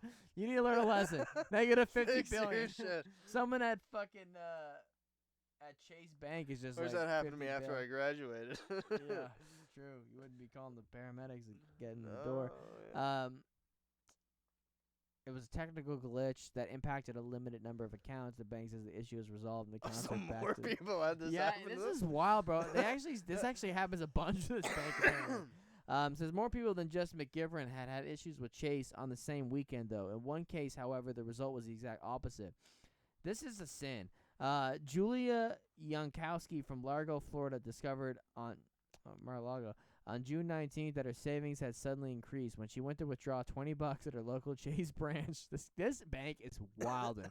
Her account showed a balance of nearly $1 billion. She said, "I was horrified. I know most people think they won the lottery, but I was horrified." She said she hadn't touched the account since she saw the balance. She said, "I read stories of people that took the money or took out money and then they had to repay it, and I wouldn't do that anyway because it's not my money." There was I believe there was a case of this happening where it was taken to court and the person got to keep the money, and it was like an insane amount of money. It was like millions and millions She of took the dollars. money, man. Yeah, I would be like, how much can I withdraw into a dump truck? Yeah, Just and then walked just away. go I'm like, Guatemala. oh, I have this in cash. Go fuck Become yourself, president. government. I'm gonna go buy a country. See ya. Yeah, literally get that conch. Get that conch. Get the Um, conch. Get that crunchy The conch. crunchy. Crunchy cunt? No, thank you. Maybe a crunchy country. Captain Crunchy Cunt. When she got to visit her branch, she found out something fascinating. She wasn't actually a billionaire. The account was supposed wow. The account was, to her surprise, she tried to get out $20. The account was supposed to show a debt of $1 billion. Like, oh, our bad. What? We didn't accidentally make you a billionaire. We were just gonna forgot make the you negative. Yeah, we were gonna put a negative sign in front of that. Apparently, when Chase Lock, this is the wildest part of this whole article. Don't bank with Chase, for God's sakes. They'll be fucking chasing you to court. When Chase lock a bank account for suspicious activity, they charge the account balance to show a negative $1 billion as a fraud prevention measure. Her husband had recently died, but the bank hadn't received the proper documentation about it. As a result, when Yankowski tried withdrawing her $20, poor woman, she's like, "My husband died. I just need $20. Need I'm some getting cigarettes." the fucking smokes." And they were like, "You're a billionaire." Joking. You're negative $1 billion. Just kidding. Oh, our bad. We actually wanted you to pay us a bill. The system flagged the transaction as fraudulent, and they're like, fix their system. Maybe Chase should try to get their act together, though, is the last line in this article. Maybe Chase should fix their shit. yeah. It's a sign for me to fix my shit. Why are you blowing $700 in one night when you got $750 in your bank account? As a lesson, we're gonna make your bank account say negative $50 Your billion. husband Go died. fucking Fix your shit. yeah, marry healthier, you stupid Your twat. cigarettes fix your Fix shit. your fucking shit. It was scary as shit. Clearly, dude, this girl that spent that money is an idiot. She announced this shit on TikTok, so she's obviously an idiot. And she fucking spent her whole fucking net worth one night and taught her fucking lesson by the responsible Chase Bank. Oh, so it was probably a fraud thing.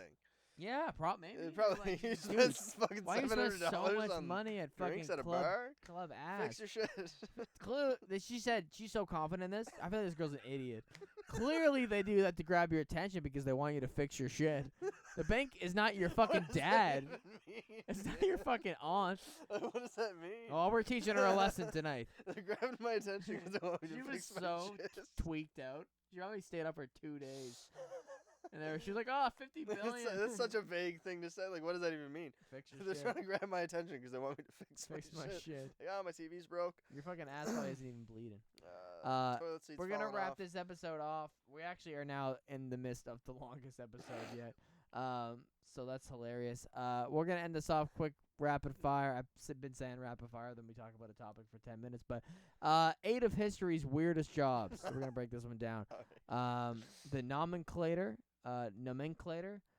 Before we had smartphones and PDAs that remind us of people's names, we had nomenclators. In ancient Greece and Rome, there were slaves whose entire jobs was to remember the names of the people their masters met.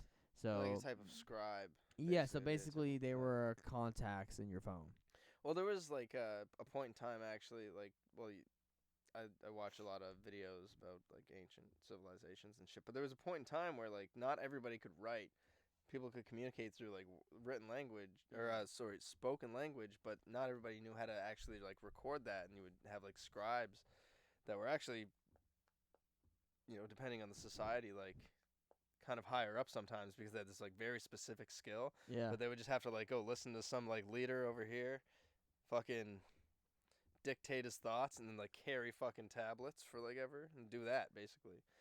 It's just weird that there it's described in a different way where it's like they were slaves, but some of those guys were like really important because like nobody could do that. Well, it's that when your master got high enough in society, the number of people you had to remember could number in the dozens. Yeah. So you got to remember the It's people. a very important job. The knocker-upper. The knocker-upper. Wasn't someone who would impregnate your wife, but actually it was the human alarm clock. So there was a time when alarm clocks didn't exist, but people still had to wake up early for an appointment. To make sure you didn't sleep in, you'd pay a person to show up at your house at the crack of dawn and bang on your bedroom window until you woke up. But how did the knocker-uppers wake up for their job? Was there an endless loop of people going around and waking each other up? No. According to author Richard Jones, knocker-uppers were often older people who were night owls by nature. If they were going to be up anyway, might as well make a bit of extra cash on the side. The profession survived in rural areas of the UK until the 1970s. By then, everyone just started using alarm clocks. The next job is the pharaoh's anus blower. In ancient Egypt, the pharaoh was both a king and a god, but when a living god could get indigestion, and that's when the royal anus blower was called. The anus blower was basically a primitive proctologist. Whatever I can't see, dude. Whatever butt-related problems the pharaoh had, the anus blower would take care of it, but their most important task came about when the pharaoh had eaten more than he could digest. That's when the anus blower would grab a long golden tube. When was the last time you ate more food than you could digest? What happens? You shit. You gotta get the anus blower and fill it with hot water, blow up the pharaoh's divine butthole. With hot water? Yep, and that's what it sounds like. An enema administered by mouth. At least there was a tube, between the blower's lips and the royal anus. It's just blowing hot water up the asshole of the pharaoh. This one's funny. I skipped a few here because I read it before. Fuck that. Necessary woman. Yeah, they don't exist anymore. Fuck that. Oh my goodness. The misogynistic podcast. Orgy. All right, so the necessary woman was a polite name for a job that was gross but necessary.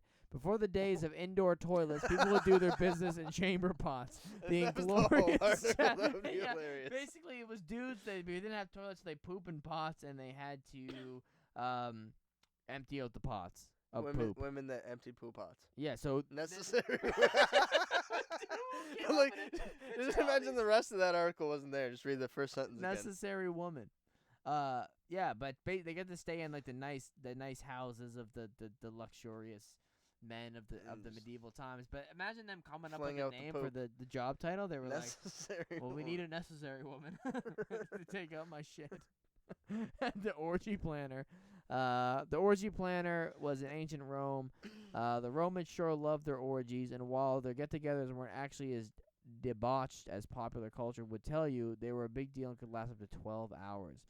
And like any other party, someone needs to plan it. Orgy planners were experts in making the necessary arrangements so the orgy goers could enjoy their decadent luxury to its fullest. The planner would hire the entertainment, musicians, cooks, and prostitutes, the big four. They plan the menu, draft the seating arrangements based on its host's wishes, and arrange accommodation for guests. Really, it's not that different from a modern party planner just for orgies.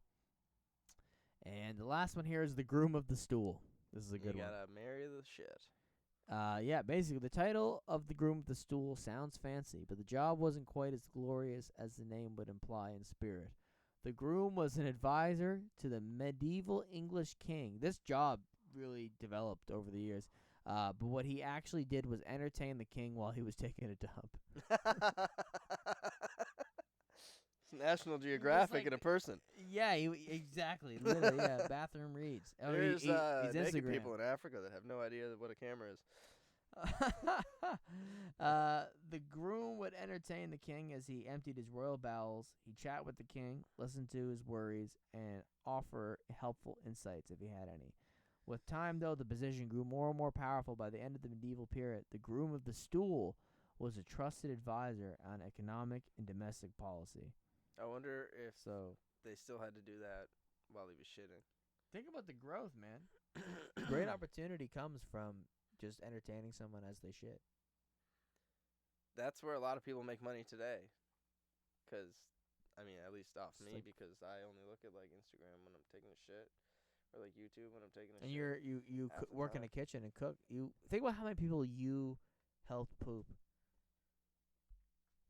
Well, that went somewhere else. Yeah, I definitely have influence on a lot of people's poop, man. I make a You lot make of a corn. lot of I make a stuff lot that of people corn at work, consume man. that And people are, like, Bring them to the just bathroom. shitting that out. Well, Fiber. fiber. Grinder. Fiber up. Oh man, on that note, I think it's time to wrap this shit up. Longest episode to date. Is Who it would have guessed really? we pull it? 2 hours and 34 minutes. We're a Jesus Christ. goddamn disaster. I had a feeling that was gonna happen. Actually, before we started, I was gonna say like we can go to 3. I think that well, we're gonna. I feel like we're only gonna start upping it. Ever since we broke the record last week, we're gonna get more comfortable with the time going. period. We would get to 2 hours, like all right, let's wrap it up. And now last week it was like 2 hours and 25 minutes, and then we were like, We should do. now we beat it by 10 we minutes. should go live. Do like a live podcast. And We just should. see how long we can go. We'll set a Yeah, we record. should set a world record. We should do the Twitch stream. thing. Yeah. There's somebody that just like made a bunch of It's like followers 30 off doing days. it. Yeah. And, well, if you're watching this, you got to this point, you're a real one. Let us know who you'd like to see on the show next. Any ideas for weird segments, topic ideas, all that stuff. Thank you for hanging out with us. We're in the permanent setup. We're out here. Temporarily or permanently. Temporarily permanent setup. And, yeah, I think we're good. I think we're good on this. Handshakes all around. I'm going to hit the button to end this video because we're running this shit ourselves. And we are Goodbye. goodbye.